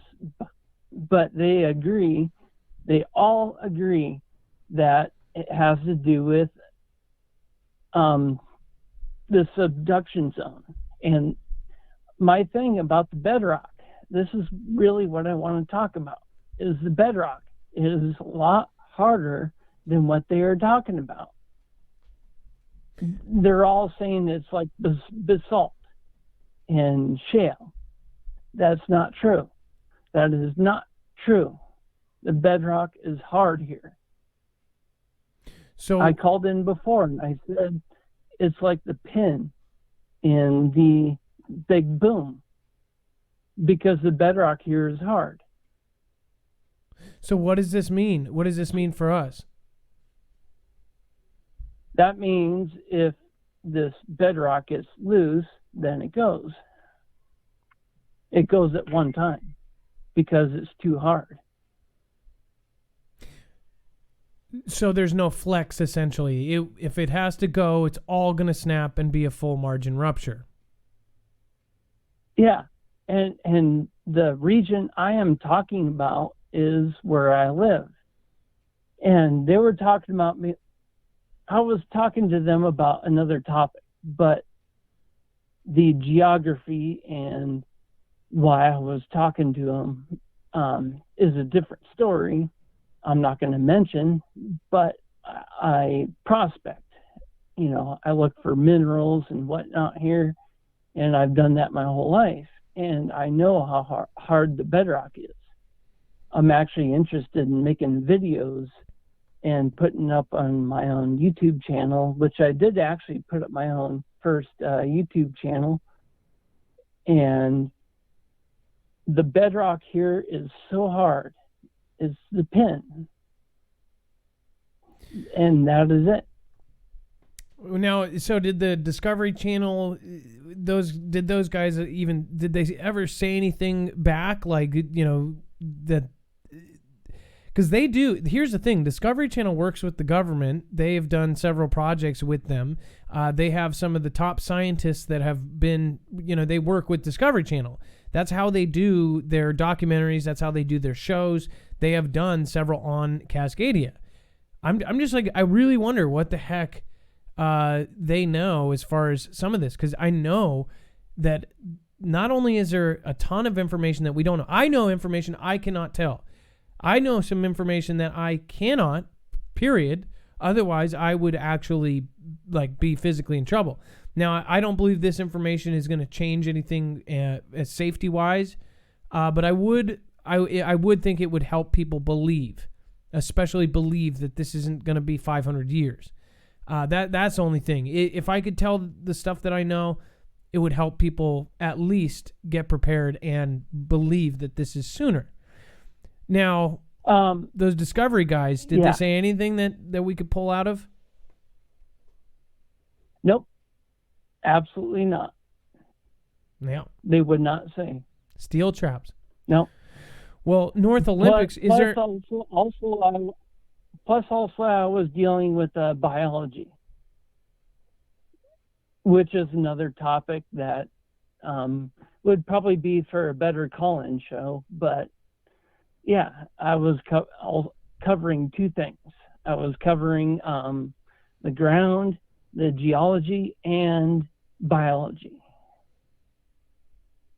because I cover both things here, boots on ground. Well, so let me just tell you this. When you call in next, make sure to give Dex your channel and we can pull it up, at least for now. Can I search your channel so we can show it to everybody? Sure. And then I got to get to the next caller. We've got Tim right behind you. Let me pull up your channel real quick. What's your channel name? North Olympics. Bam, bam. Unfortunately, let's see. Let me filter that by channel. Bam, bam. But yeah, anyways, what I got from part of the meeting, and this was off the topic, but what I got from these guys was the Olympic mountain range. You understand, the Olympic mountain range is hard bedrock, and that's part of the reason why I wanted to talk to them, because I do my own research here and hands-on, you know, and the ground here, the bedrock is so hard that it's a pin in all this reaction, you know, like Dutch Sense has been saying. So basically all the pressure is put on here, the North Olympic mountain range. Well, now I get the reason behind your name. Well, North Olympics, I just showed your channel. I'm sure there's going to be people that are going to head over and check you out. Make sure to make some content. I appreciate you, and please call in again, okay? All right. Thank you, Adam. All right. You have a great night. Bye-bye. Okay, so again, if you want to check out North Olympics, the channel's right there. If you don't find it when you search it in, You have to filter by channels, and it's the very top one. For North Olympics, if you're back to watching, I would put some sort of picture. It helps the Mr. Al Gore-ism. Place your channel higher when you're not filtering to channel. Okay. Up next, we have Tim is going to be talking about, let's see here. Tim's going to be talking about first-time caller, words of encouragement. Tim, you are live on Marfoogle News. Adam, what's up, brother? Hey, how are you doing? I love when I get a call and they're just happy, especially first-time callers. What's going on? Well, first of all, I got to tell you, from all the truck drivers out here, we appreciate your show. We love what you and Dex and the whole fam does, and we appreciate you, man. I'm out here on the East Coast, and it's 1 o'clock in the morning, and I don't get done till 5, so I get to listen to your whole show, even the outro. That's awesome. Do you think it's a good idea or a bad guy? Because we have a lot of truckers. And by the way, we respect you a lot. We even put a line for truckers to call in and talk about some of the stuff that you see. You guys as truckers see the country. You see what's going on. You drive through everywhere. You see the changes happening to the country, but you also see a lot of the stuff getting moved around. So that's why we made that truckers line to call in. You should do marfoogle.news and marfoogle.tv bumper stickers and slap them on. But anyways, that's not absolutely. But yeah, thank you for saying that. Now, you've watched for a while now. Thank you for saying that. Again, have you seen anything weird out on the highways? Man, listen. Now, I believe that me and you are on the same mindset. We read the end of the book. We know what's coming. There's no doubt that Bible prophecy is being fulfilled, and whether the Cascadian is a part of that, and all these trials and tribulations that are coming, but we know how the story ends. So my faith isn't in myself, but it's in my Creator, and I know from watching people in the chat rooms, I know there's a lot of like-minded people out there, and I didn't call to preach. I called to give you a word that's of encouragement. Listen, man, you don't need to change your show. I sent you a text. I don't know if you got to read it, but like I told Dex on the phone, Moses told people for over 100 years there was a flood coming, and people were drinking and marrying and having parties and poking fun while we just, as Noah kept building the boat. And then one day it started raining and the door shut. Now, I don't care if you're wrong for the next 10 years. Just keep giving the warning. Tell people to be prepared. And even if it saves one person, Adam, you did your job. You're the watchman on the wall, brother. Believe it or not, you're the watchman on the wall. You're calling things out so people are aware and they will pay attention. And whether it's big government, whether it's the New World Order, whether it's the devil himself or Mother Nature, if we have the warning and we know to be prepared, we're going to be in good standing. And I just wanted to let you and Dex and the family know, man, keep up the good work, keep pointing things out, keep making people aware, and it's all going to pay off for you in the end. You know, I love your attitude, and thank you for saying that as well. But also, I just want to say, people like you that just have a general outlook like that, I really appreciate it, because the stuff that we do, we work, we do a lot of hours into this show, and people don't realize how much work, unless they're a YouTuber. Most YouTubers actually respect us if they don't hate us or if they're not jealous. They actually respect about how much stuff they do, because if they see what we do for every show for the website, they kind of get it. But as well, I really appreciate you saying it like that, because I actually got a comment today, and I actually responded. I can't respond to all comments. It was by a guy named Dave O. And hi, Dave. There's this mindset that I see in the comments and things like this, and it was actually kind of made me laugh. It said, there are bad things in the news, and then down below it said Marfoogle ... there's a lot of great stuff here, or something like that. Basically saying that, like, I see horrible news and I'm like, yeah, we got a good show. And I said, unfortunately, that kind of is how news is. We've got to cover the bad things. Absolutely, Adam. But we have to be made aware of what's going on, what can happen. Just like in the news today, you said about the store you and your wife went to, where you're getting scanned to go in. It's crazy. She got denied. How? Well, here's the thing, brother. Here's the thing. Now, I don't want to push a Christian agenda on all the good folks that are listening, but what I believe is the word is true. We see things happening that were prophesied over 2,000 years ago. And how far of a jump is it to go from getting scanned to get into a store to saying, oh, you can't come in because you can't be scanned, and you can't buy gas, and you can't buy food, and you can't get medicine, and you can't get diapers for your kids. So, I mean, that is a very slippery slope, and we as Americans need to stand up against that.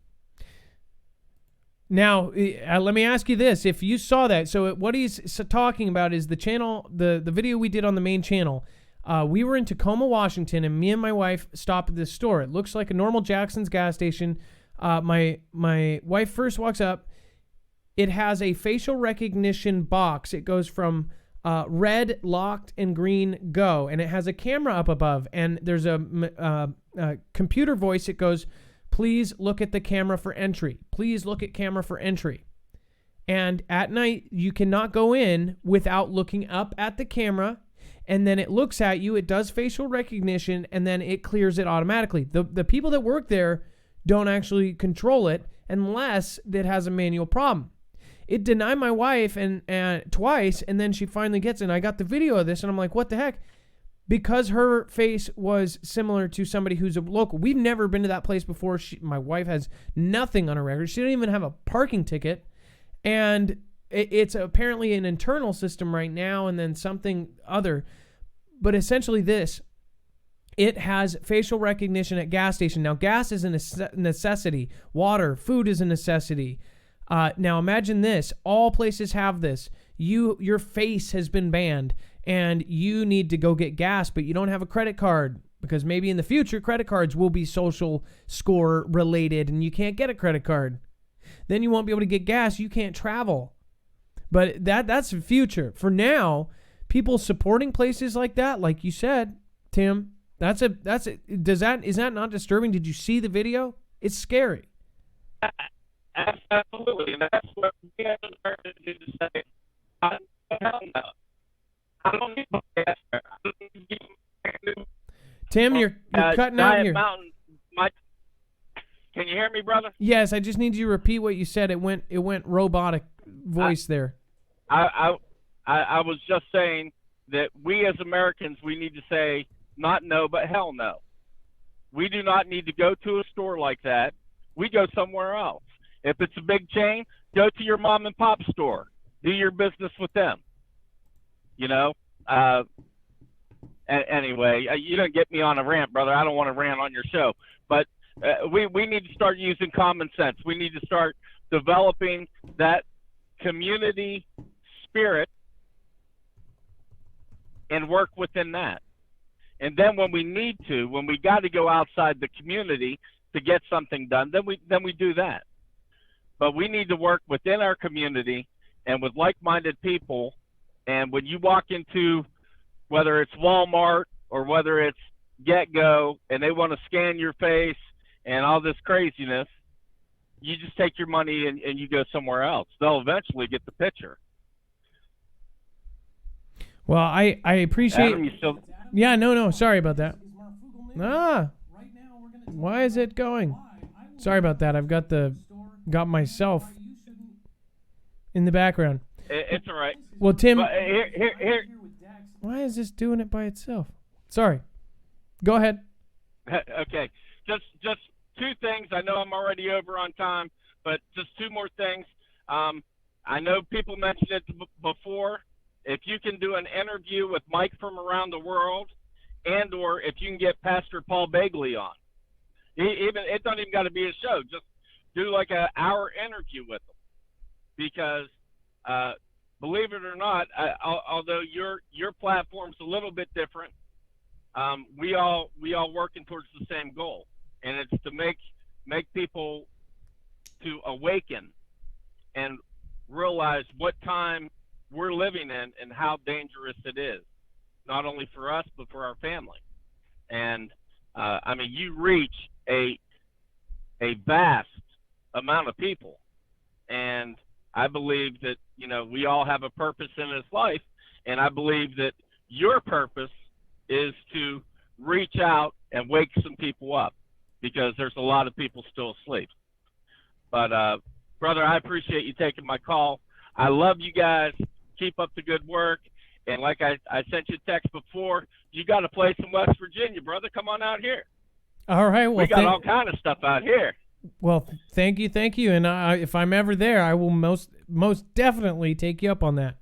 All right. You have a great night, Tim. All right, brother. Call back in again, okay? God bless you, brother. All right. God bless you. Absolutely. Bye-bye. Bye-bye. This is what I was talking about, and you'll hear in the background here, it says, please look at camera. But this is the scariness, right? Look at this. The guy looks up at the camera, trained. Boom. All the locals that I saw, and I witnessed 20, 30 people. Boom. Please look at the camera for entry. Look at camera for entry. Look at camera for entry. Look at camera for entry. Now, here's my wife after the second time. It said green, but it's not. It kept going, and it would trick her. And what it was is she had so many similarities to somebody that was in their personal system, so their facial recognition is apparently not good.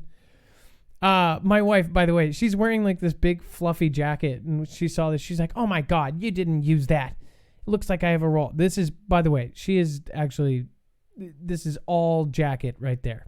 Just had to point that out. Otherwise, I'd be on the couch for a week. But yeah, no, she's here, and it pulled up somebody totally random. We've never even been to Jack or this one or really any of them. Now this is my wife getting to. Yeah. So let me do that. Look at this.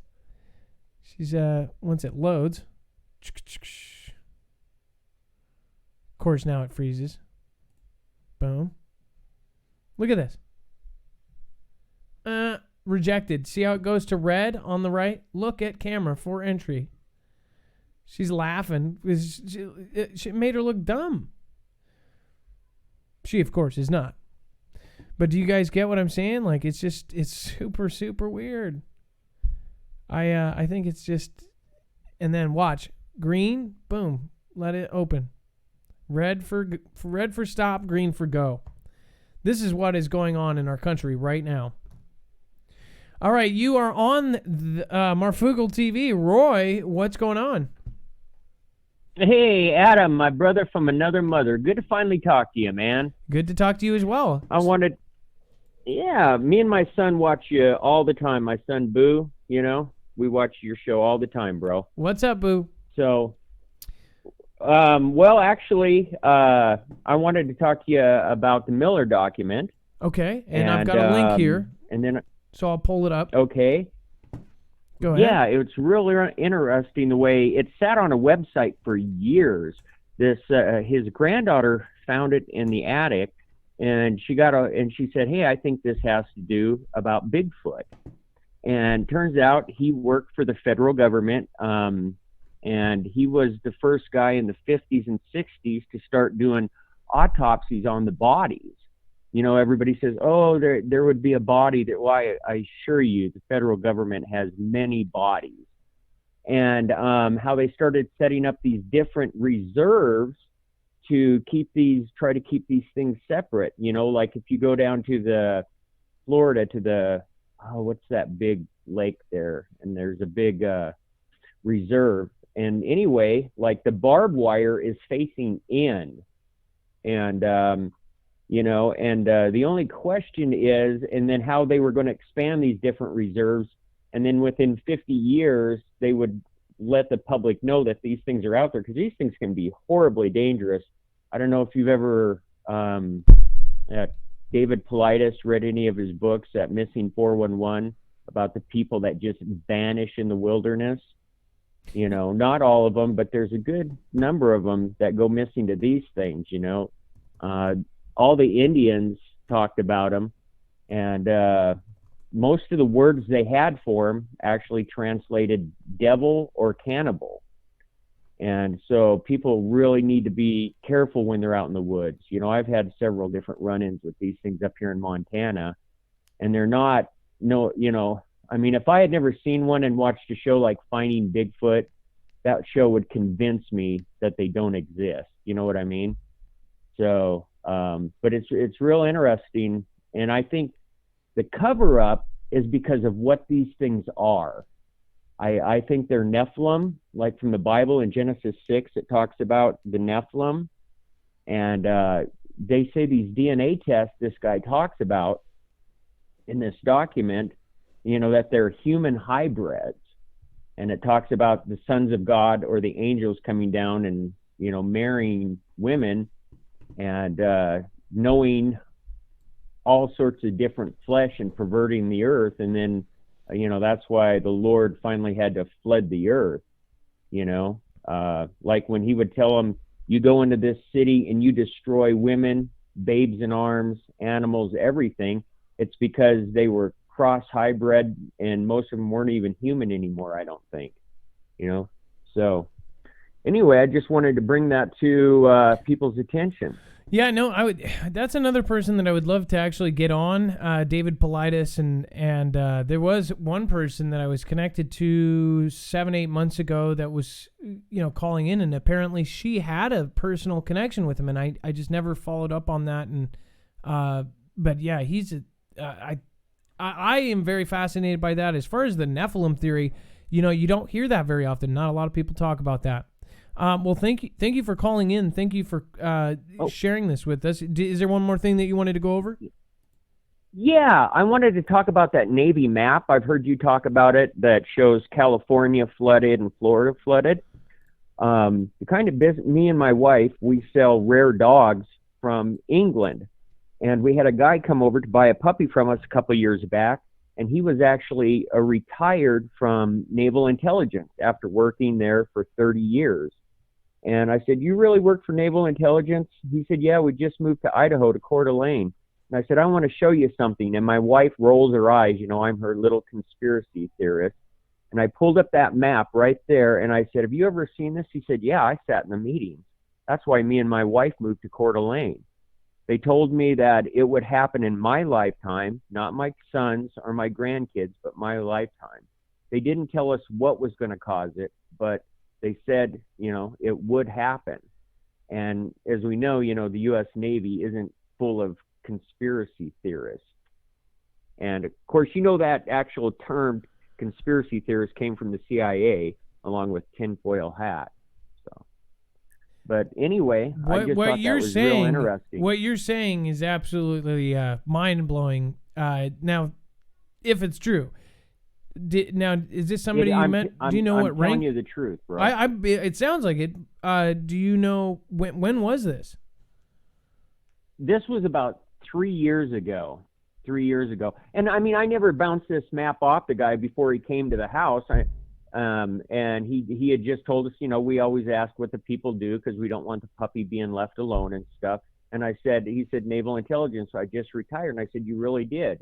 And he said, yeah, we just moved to Coeur d'Alene from California. And I said, let me show you something. I pulled up the map and I said, have you ever seen this? And first thing he said was, yeah, I sat in the meeting. And my wife said her heart just sank. And then that's when he told us that it would happen in his lifetime. He said that's why him and his wife moved from California to Coeur d'Alene, Idaho. telling you the honest to God's truth. Which you see is outside of the that all the maps that we've seen, it's basically right outside of that limit. That is nuts. Yeah. So I think there are definitely earth changes coming. Like you always say on your show, and man, there's something big coming, and I think most people tune it out. That are, but I think a lot of people just in their gut. No. Isn't that where you have it, brother man? Is in your gut? Something's coming, man. And I think it's the spirit just kind of telling something's coming. Get ready. I don't know exactly what it is, but something's coming. I just got chills when you said that. No joke. I don't know why. It's just like a feeling that comes through all of us, and everyone else agrees. I think there's a lot of people in the chat and a lot of people here that follow us. They have the same thing. It's not we do what we do as a show to entertain and to do that as well, but there's a real purpose behind all this, and anybody that meets in the state meetings, they know we're actually getting prepared for something massive, and we have no idea what it is. It's weird.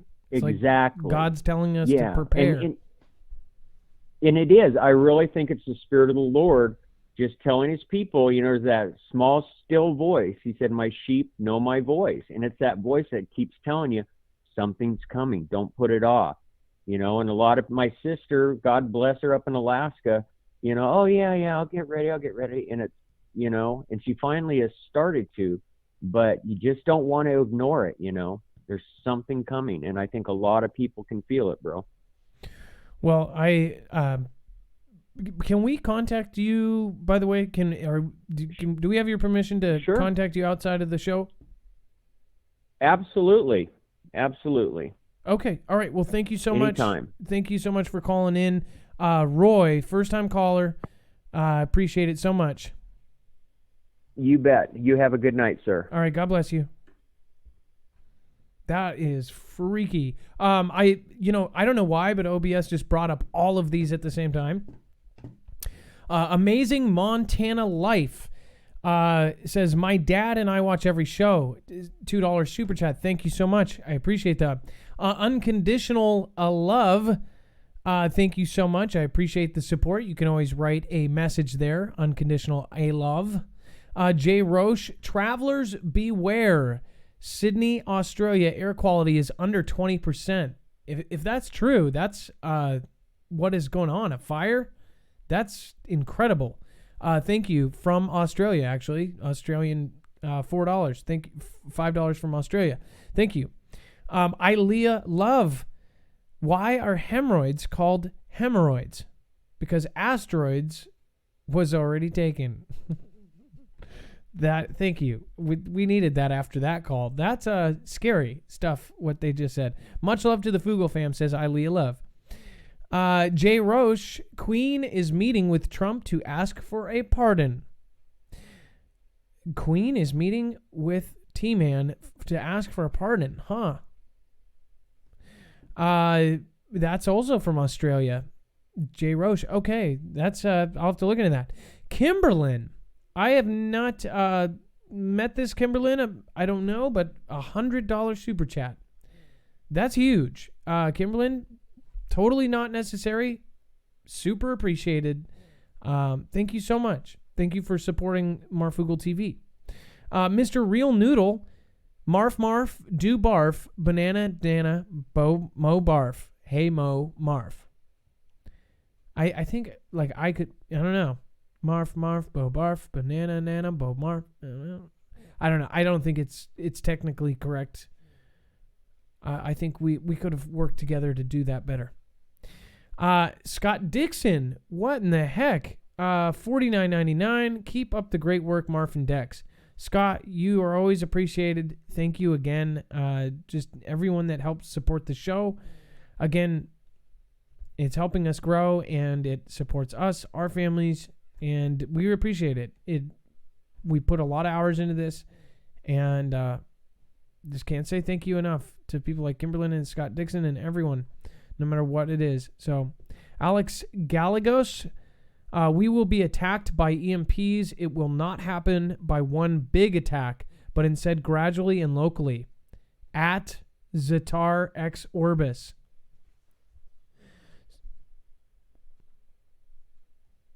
Running with Scissors. Adam and Foogle Fam, thank you for all the birthday wishes last Friday. Definitely got the warm and fuzzies. Love you all. Paint Me Unique, thank you for following. And as always, if you subscribe during the show, you will get a shout out. Again, with almost 2,800, actually, we were at 2,800 people watching. Much appreciated. So if you hit that subscribe button during the live show, you will get a shout out. And some new people have joined during the show. We've got Jeffsh. It actually has a CH at the end of Jeffsh. 25, thank you for joining. Mutant Iguana 1, Lullabies, Shane EXXCC, Silent Storm with a Y, appreciate it. Oh, Silent Storm, I wore your shirt the other day. That is a band. I had your shirt on the other night. I am going to listen to your CD. That's super, super awesome. Again, Susan Donahue, you're just amazing. Shinobi Wan, you are amazing. Conquest, you guys are amazing. Make sure to check those guys out. And then new subscribers, Janine Von Hoffman, Brenda Hawettle, Sammy Joe's Kitchen, Anna Hartley, Chi Boogie Butts, and Art Klassen RMT. And Deanna Quizeta. And all these people subscribing like crazy here. Thank you. I appreciate it. Pitbull, Unkalenkly, Jenny Hobson. Thank you. And again, Paint Me Unique, XOXO. All right, let's get the next caller in. We've got Lucky, which the country will not be at some point. Dex, dude, did you hear that last call? We'll talk about it after. Lucky, you are live on Marfoogle TV. What's going on? Sir Adam, how are you doing today? I am doing absolutely great. Now, it says Okay. You want to talk about Cascadia and Yellowstone and prepping. What's going on? Yeah, they're all linked, and I think I'm from what I've watched of you. I think whether you constantly recognize you're in agreement with some of the things I'm going to say. Some of them may be a little off, but here's the thing: if the Yellowstone has got huge, and if Cascadia goes, it could very easily trigger Yellowstone and Long Valley, which is in California. They're all linked underground. It's a huge network of caldera that in Yellowstone has a 550 cubic miles of magma. If it goes, that could be the end, at least in the Northern Hemisphere, maybe the world. It's happened before.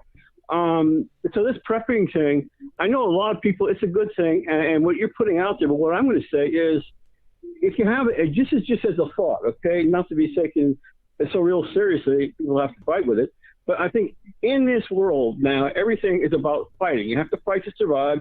If you don't fight, it's not worth it, or it has to be worth it, fighting for it to be worth it or something. I don't know. And survival is basically worth it, but the thing with preppers, I think a lot of it is if you have the attitude, and it's all over the world, it's like you have to, everybody's going to be against you. You have to be so, on your guard if anything happens. You're not going to be able to rely on anybody else. You have to not trust everybody else deliberately to try to survive yourself. And to me, that's there's a catch there, I think, because if you have to take that attitude, it could be self-defeating to everybody. This idea of having to fight each other, if somebody else came from other space, like on the moon or something, it was an alien, and then they just took over and ran the world, and they made other people fight. It's like a prison where you keep the inmates at each other's throats to keep them off of you. I suspect something like that may be happening, even as just a metaphor, okay? But I think with prepping, it would serve a useful possibility, but I think people also have to hold in mind the fact that your life depends on what's around you, the people. You cannot, people will not, it's a social animal. You do not survive on your own. And if what I'm saying is anyway correct, and the human species have been taken over and turned into a race to what? The end times? That makes sense.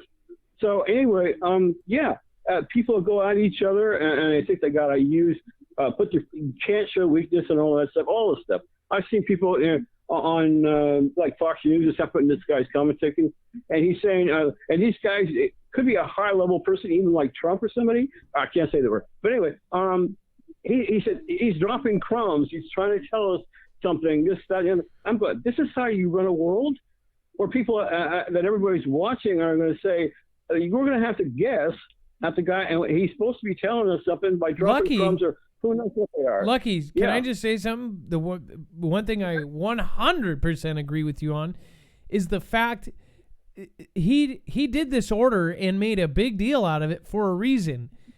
What he's done in the past and what he's done through his Twitter is he's actually let us know what the real concerns are. He's gone into meetings and come out. And then here's the thing I do know from one person in particular that has actually met with him on several occasions, that he has been yelled at by talking about something just like what I have on this screen, just other things that are going on.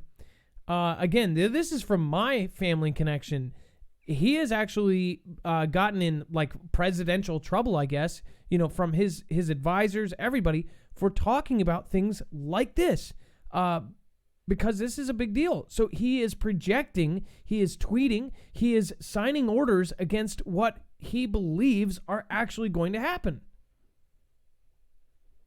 I kind of agree with you. I'm sort of got behind the guy a little bit. I've been a Democrat most of my life, but I sort of switched around, and I will never go back to being a Democrat for other reasons. I don't know what words I can say. So I'm screwed around as much in elite politics as other people. I come from I'm Asperger's syndrome. It runs in my family. My father was, and he was a military officer in the Second World War, and I grew up in like Asia. Mostly half of my childhood, since I was a diaper baby until I was in high school. I was in Asia, Guam, Okinawa, and Japan.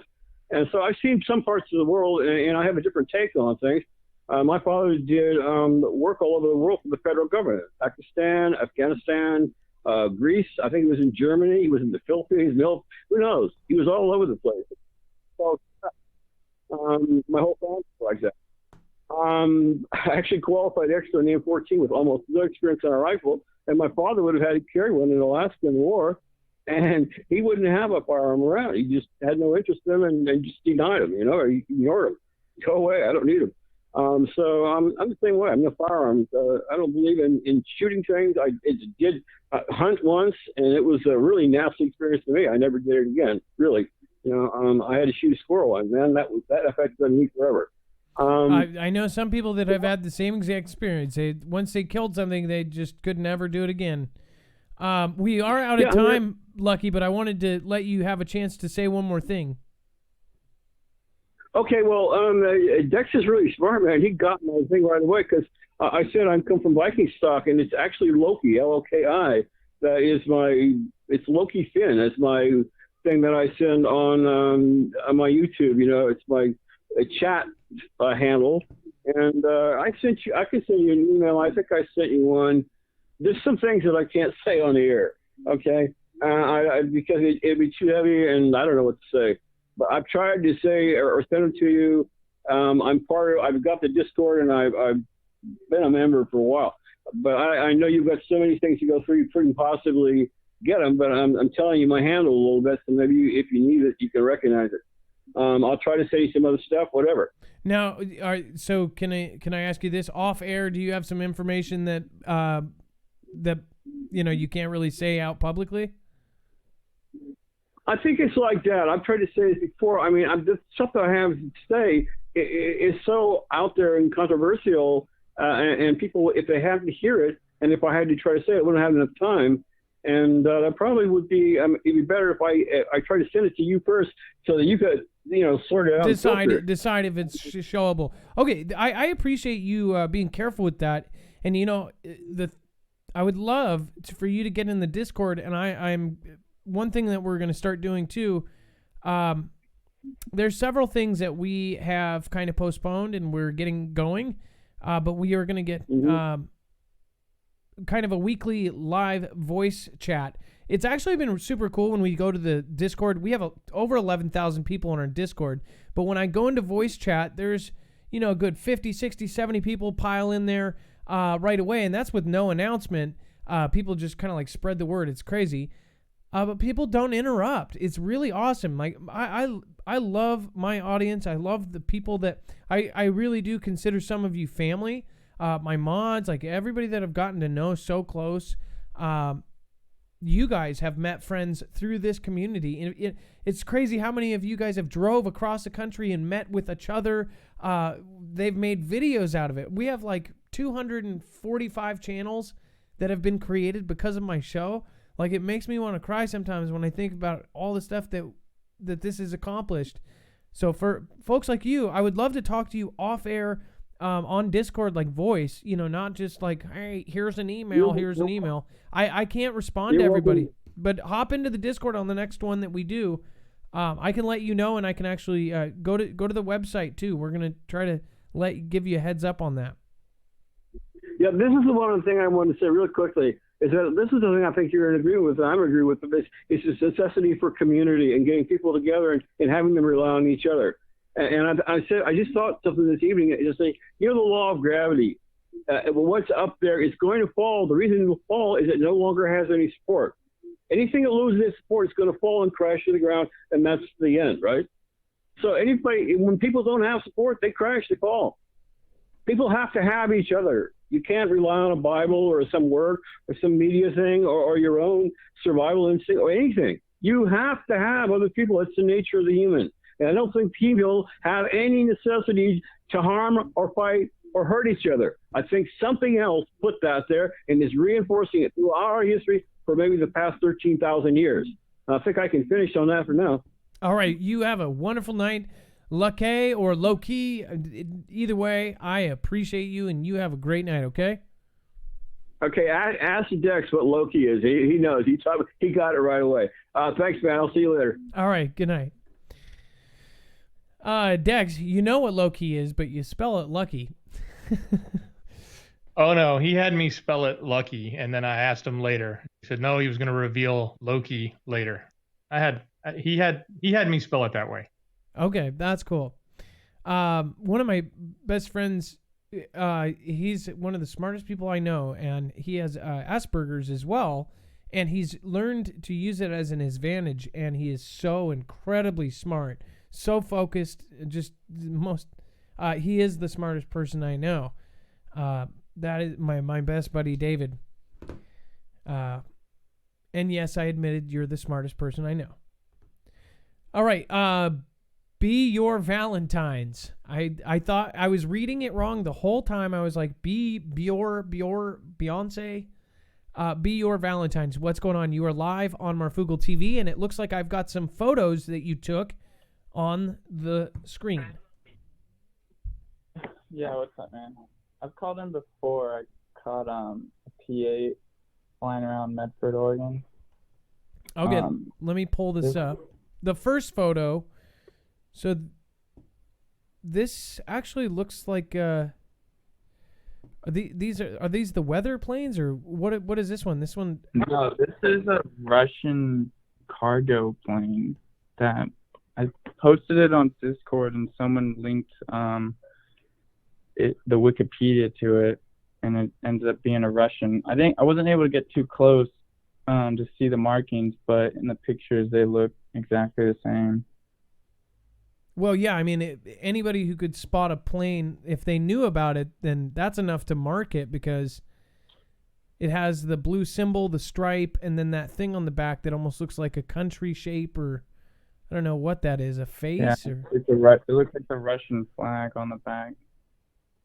Oh, wow. I posted other pictures that are from the Wikipedia page, but it was there from like 8 a.m. all the way till 5 o'clock. It's been there all day doing something. This was about 2 weeks ago. Okay, and then you got a picture of kind of the same style plane. And yeah, that is most definitely. Now when you look back at it, it is totally a Russian flag. That is it. That's it right there.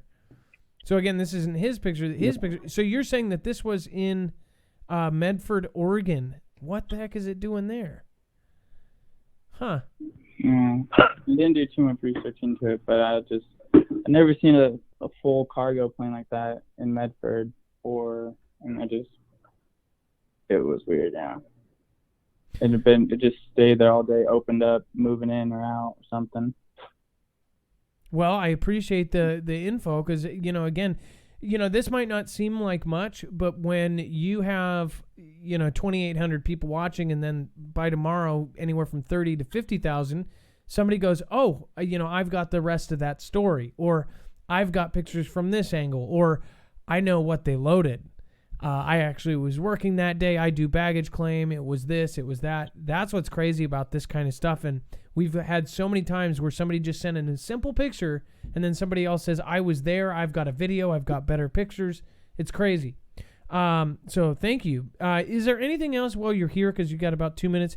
Is there anything else that you have kind of noticed lately?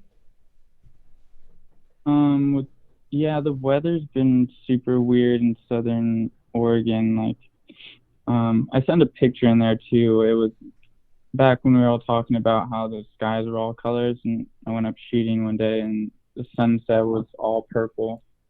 And then that same day I looked at the weather and there was a air stagnation advisory warning. I'm not sure if you got those, but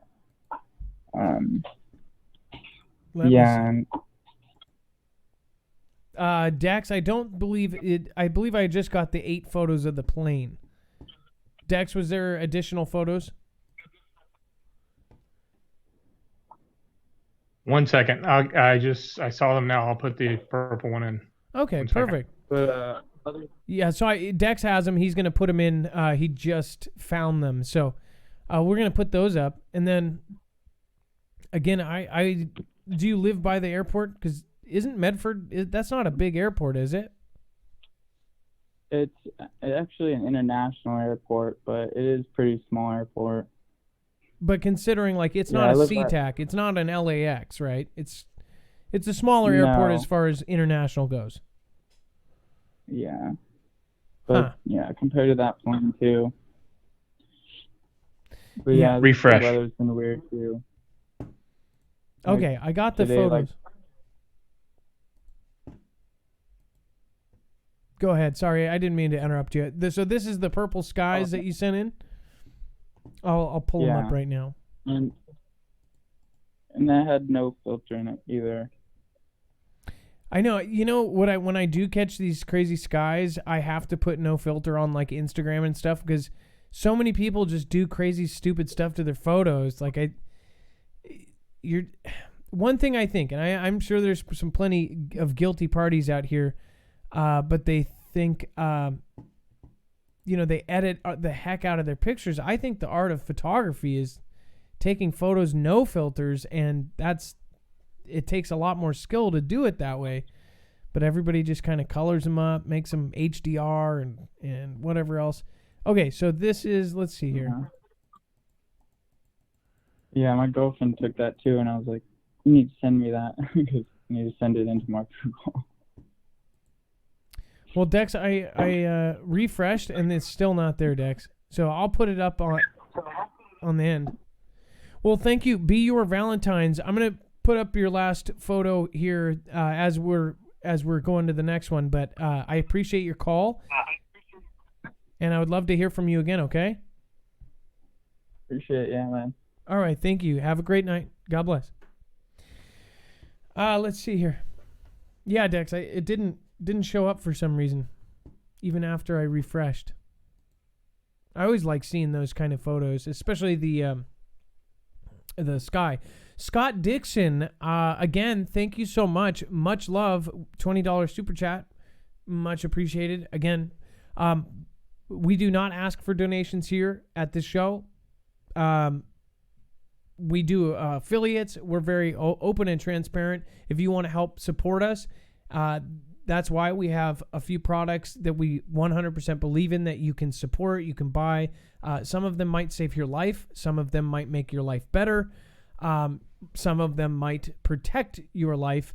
Again, we do that because we actually believe it, and we are trying to grow. We're trying to bring on 2 more people onto the staff of Marfoogle News. We're trying to become a real news agency, so we really do appreciate it. It's not required by any means, and we are also putting some of this into a project that is huge. We are trying to make a platform, so it's a big deal. We appreciate all your support. All right, so Dex, did I lose you? Let's see here. No, I'm here. And you can go to our site and see that purple image. Oh, cool. So along with all of the other links. Okay, so this is our website, right? You go to marfooglenews.com. Down below, so there's the show's topics, all of the articles that we had, the weird news, and then looks like I've got a refresh. Boom.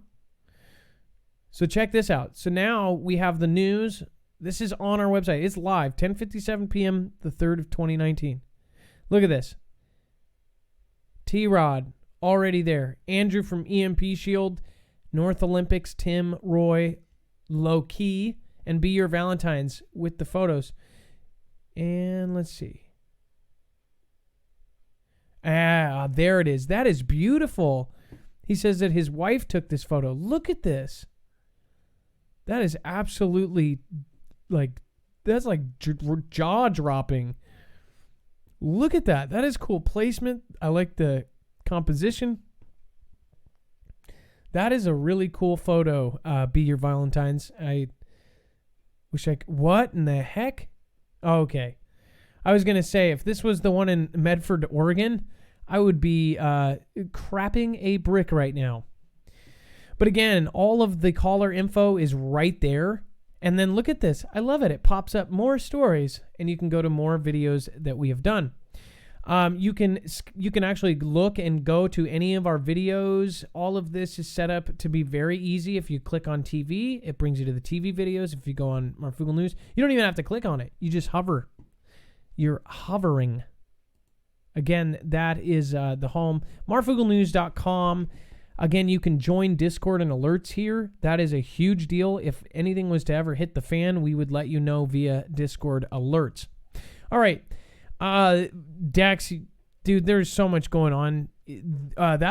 Okay, so 2 callers ago, did you note that caller?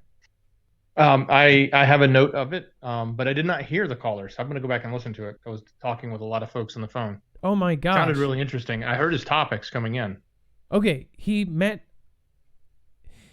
I'm going to have to look back too, but I believe he had the gentleman watch his dog, but he was a naval intelligence officer that said that he was at the meeting when they talked about the submerged map. And he said that it would be in his lifetime. That's why him and his wife moved from California to Coeur d'Alene. So we might have to clip that one. That's pretty crazy. Yeah, it is. With that being said, everything else, it's late where you're at. Thank you, Dex, for all of your help. If you've never been here before, this is the point where I make a complete fool out of myself. Some would say it's not even the end of the show. It's not an outro, and it's not a shout-out. It's a shoutro. Sorry, I was fiddling with all the dials. Otherwise, you would have got this. A shoutro. This one's going to be fun. So thank you guys very much. Dex, love you, man. Love you too. And God bless everybody. And now it is time for me to say every single name in the chat during the shoutro. The shoutro. The shoutro.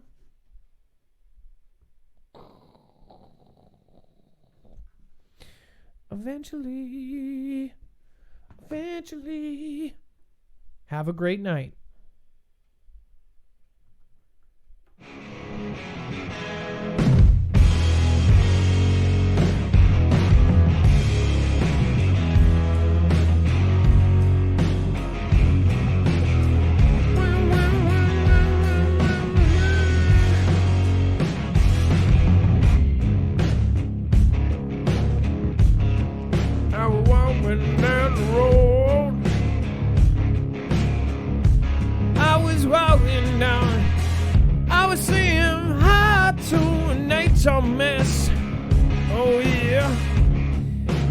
got my J-Stone 78.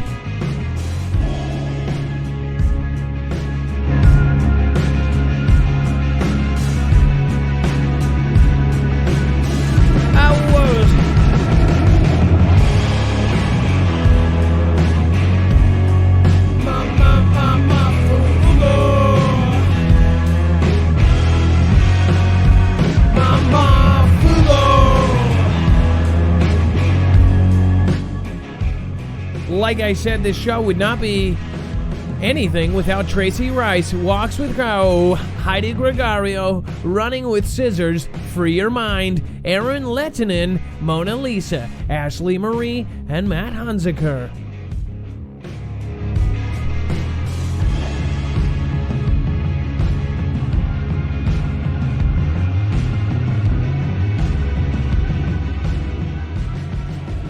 Remember, you can go to marfooglenews.com for any of the information that you got here today. Hopefully, you do it soon.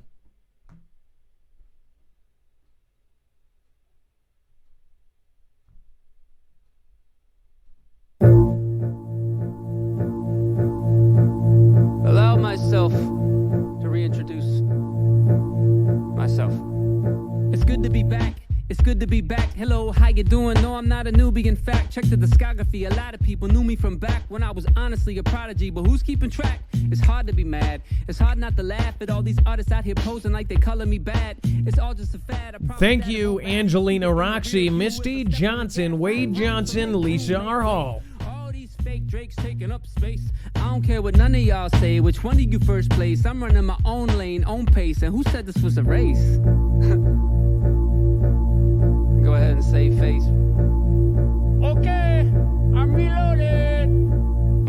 Once upon a time in the city of Milwaukee lived a boy with a dream and a vision not to copy and a heart to make music that could transform my body, mind, soul, come out of hiding, Ali, oxen free. Whipped up a concoction in the lab. ID was a B period, R-E-I-T-H. A myriad of genres, a marketing conundrum. Help me, Rhonda. Initially I hid behind the initial, but now this vigilante just became official. No mask, no worries, ain't nothing really changed. Just accepted who I am, embrace my full name. That's Brian James Wright. Trust me, it's way easier this way. Hold up, we come way too far now just to give up and go under. Hold up, we don't have it all, but thank God we got each other. Hold up, before you let go, just hang on a little bit longer. Hold up, grab tightly on my hand, together we can be a lot stronger. We're under attack, we're under attack. I can feel it all around me, in front and in back. I can feel it coming down like it's thundering cat. Shout out to 1985. That just Ooh, I love it. By the way, Sammy McMillian, I appreciate ya.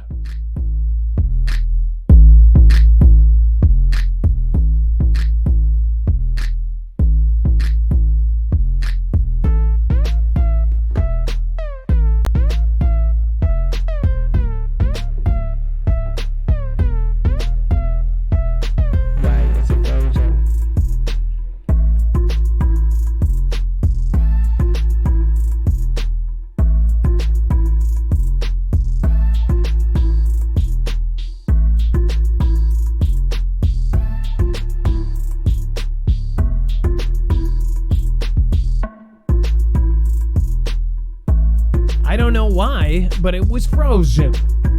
Carrie Schaefer, thank you for being Michelle Tate's better half. I don't know how that works.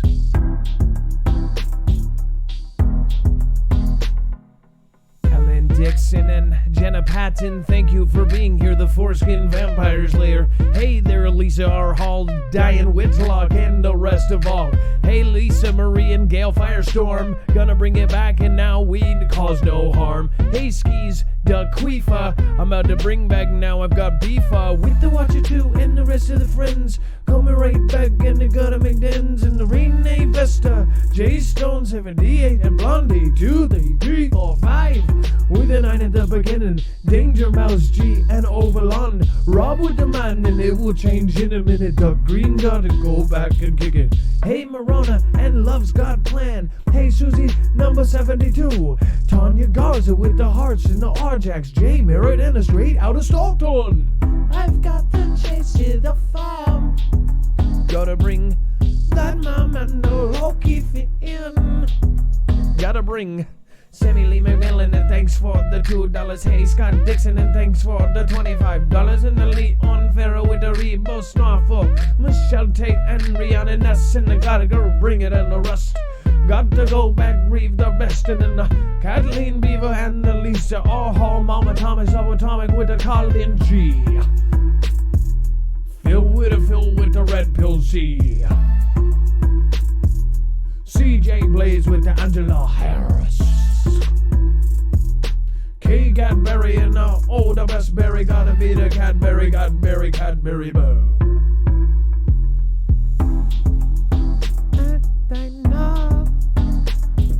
Sestina and the rest, yo, fly or decamp, and it's so bizarre. Lady Yolanda and bizarre.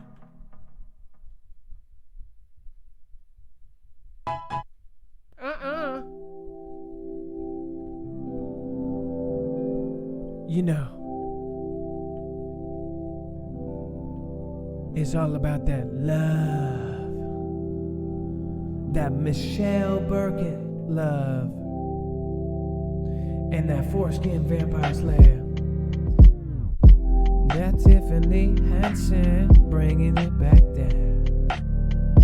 Thank you for watching me round and round. You ain't a hillbilly when you feel belly. And if I could, if I were, I would see you now. Hey Mama Tommy, you got to bring it back, I'm on it. Hey Debbie Borba, Rose Vanessa, got that style that never goes, oh. And that low-key fin, and I'm getting just like JoJo, I like me for me. Just like the Rip Curl and the RZA. Got that dunk with that dang. Got to bring it back now. Got to have some fun now. Like the name for skin vampire slayer. Now we flip it, we got to rip it, Linda Hernandez. If I had the Sherry kiss, I would never leave again. I would be your friend, I would. So long, farewell, good night. Hey, I just got to lose sight. Julie sighs, tells no lies. Got the wrist shot, course meet. I got to bring that Grumbles a leader. And I wish I could see the sky. Paulette Oliveira, my guy. A woman don't know. Scott Dixon, thank you for support. Sammy Lee McMillan, the boy. I'm about to bring all you. Got the news and the Captain Caveman, Teresa Gay and Mimi Mayman. For some me's for me, I've got to go and bring just Arizona. Now we sing, we've got to feel the flow and the music, and the music just comes right out of you. Don't be that crazy coyote. Crazy coyote.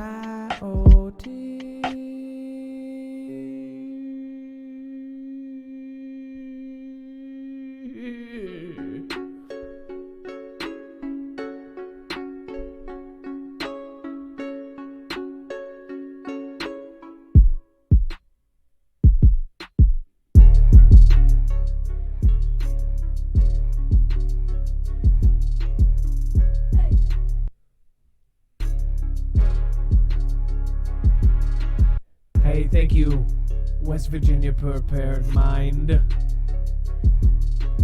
Catherine Willie, would you be that kind? Hey, Tyler Porter and Catherine Willie, thank you for pressing that like button. I'll be there, Phil Billy. And Michelle Raven, thank you for being here. All Rider and CJ Blaze, Thanksgiving was a great night and I ate lots of dinner. It was everything with all of the children, like Mr. Mobius Gildred. Hey, Jenny C. and Onita Odies, I think it was Onita, no wait, it was Juanita. I need a break and I wish I could see ya, like Ashley Maria. And I wish Flat Earth Deacon was so much more of a beacon. Northern Tiger, I like ya. And thank you, James Kessler, for being a Mr. Hessler. Heckler, no. Robert Arias, so. Who flung dung? I have no idea. Don't know. Jojo, I like me for me. I like me for me.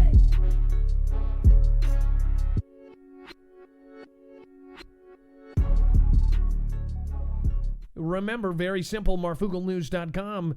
It's as simple as that.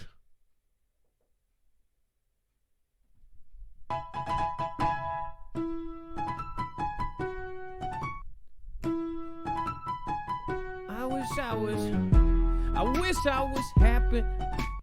I wish I was this. I wish I was that. Oh, well, if you're none of that, if you're none of that, then you know. If you got that, go. If you know, got that J, Mary, and a May. Got that J song 78, gotta bring it right back now. If you know where we go now.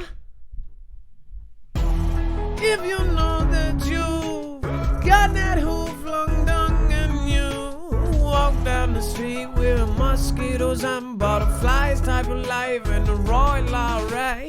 Gotta see you and fly right by. Gotta get my stilettos right by.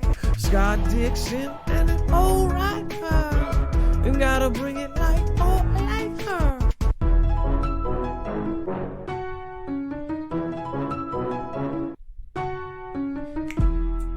Got the bones on the mind. Gotta bring it back with the cynic clap ears. Hey, I just wish I could see all that love that you be receiving from all of these Foogle families. Don't wanna see anything happen to me. Oh, I just appreciate the love. Gotta go show me some from the love. Jesus Christ, oh so nice. Wish I could show him more love. If I could, and if I would, I would be there. Gotta love the man, oh, the man above. Bondage, fond of, I'm gonna bring it. Thank you, my fellow Christians. Gonna bring it back round, wanna go back now. I just wanna go back. And we can had them manners and did not dare do the things that we do now. Gonna bring it back now. This style is that the going raw on out.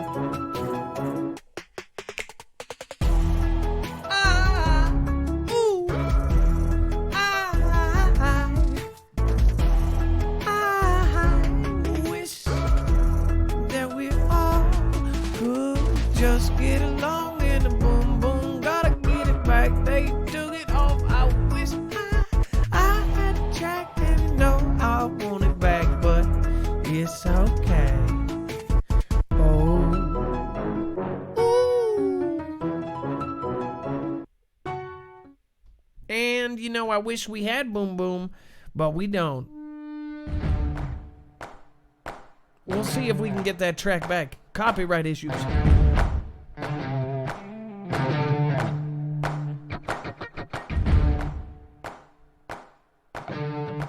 Oh, this is where we use that.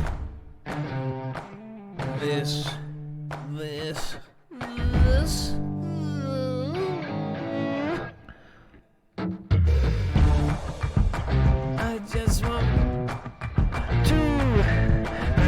the Kenny Crowder and Irish try 5756 would be destroyed. CJ Blaze, gotta go play. And with everybody gotta go. Angeline, Roxy, Fondage, Marvin, Funtime, Rose, Vanessa, and the rest. Hey, gotta rank.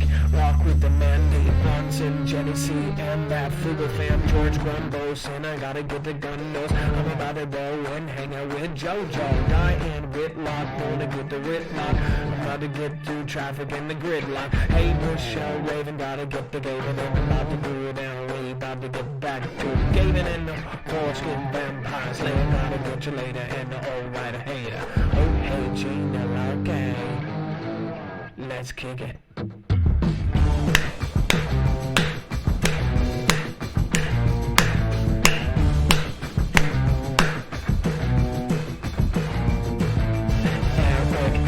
John Nelson and Jenny C, Richard Porter and Nam Chica. Wow, wow, wow, wow, wow, wow, wow, wow, wow, wow, wow, wow. Mosquitoes and butterflies, type of life, and I'm about to go right with the Dex J by my side. I'm about to funk it, Jim Walter style, and I gotta get back. Now it's been a while. Sweet Jenna and Jenny C, Susan Pearson, Mama Atomic going back, subatomic stuff. Let her get back. Now they're gonna smoke it more. Doesn't really matter what they do, and I got my back.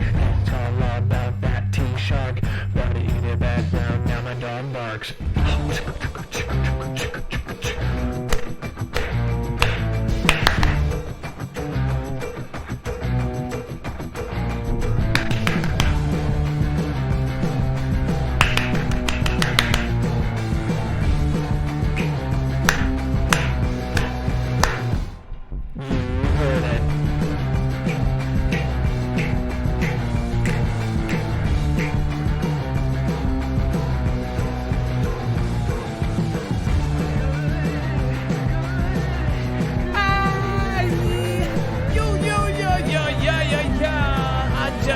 I could grow.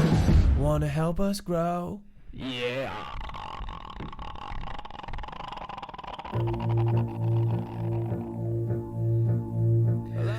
And you know what? It's about wicked time.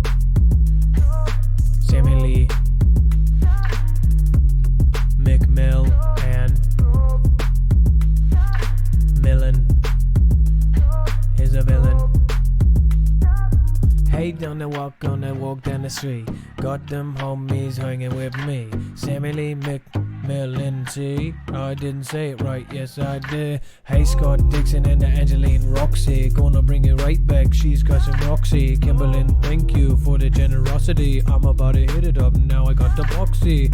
Rock lady with Mr. Moo. Mr. Real Noodle, thank you for you. And Jay Roche and the Alex Gallegos. This is dedicated all to you. I don't know, wait. We just wanna go away. I'm about to say everything. Just wanna love it, go.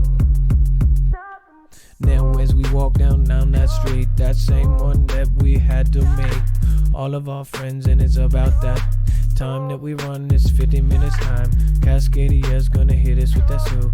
Nami's gonna bring it back, now we whining. Gonna bring it all the way back, now we dining on the top of the hill. Hey, you know, Marfoogle's got it right. Got to ride, got to go, got to see it all right.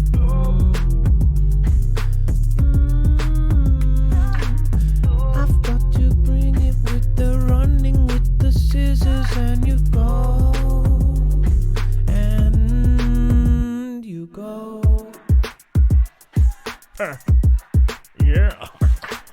I'm liking it.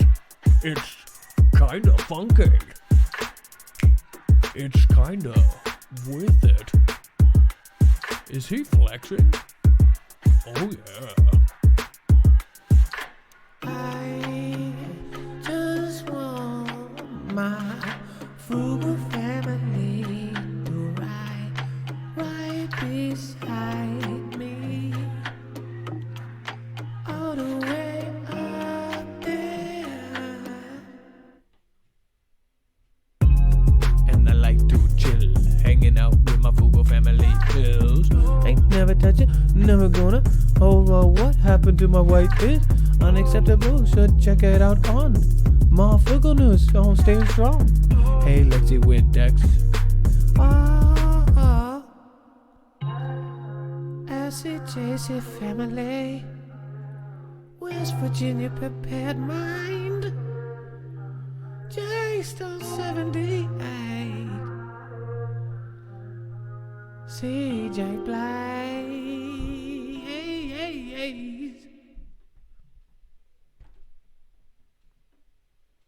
Am I still on? Awkward.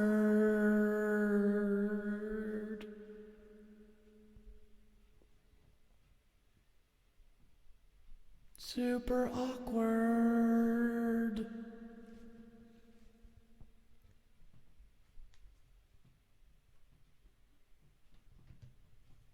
Awkward.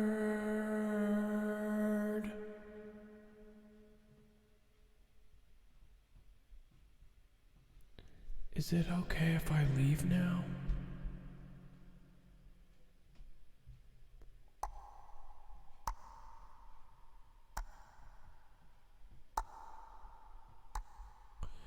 Is he high? Have a good night, guys. Be safe, be prepared, and Marf out.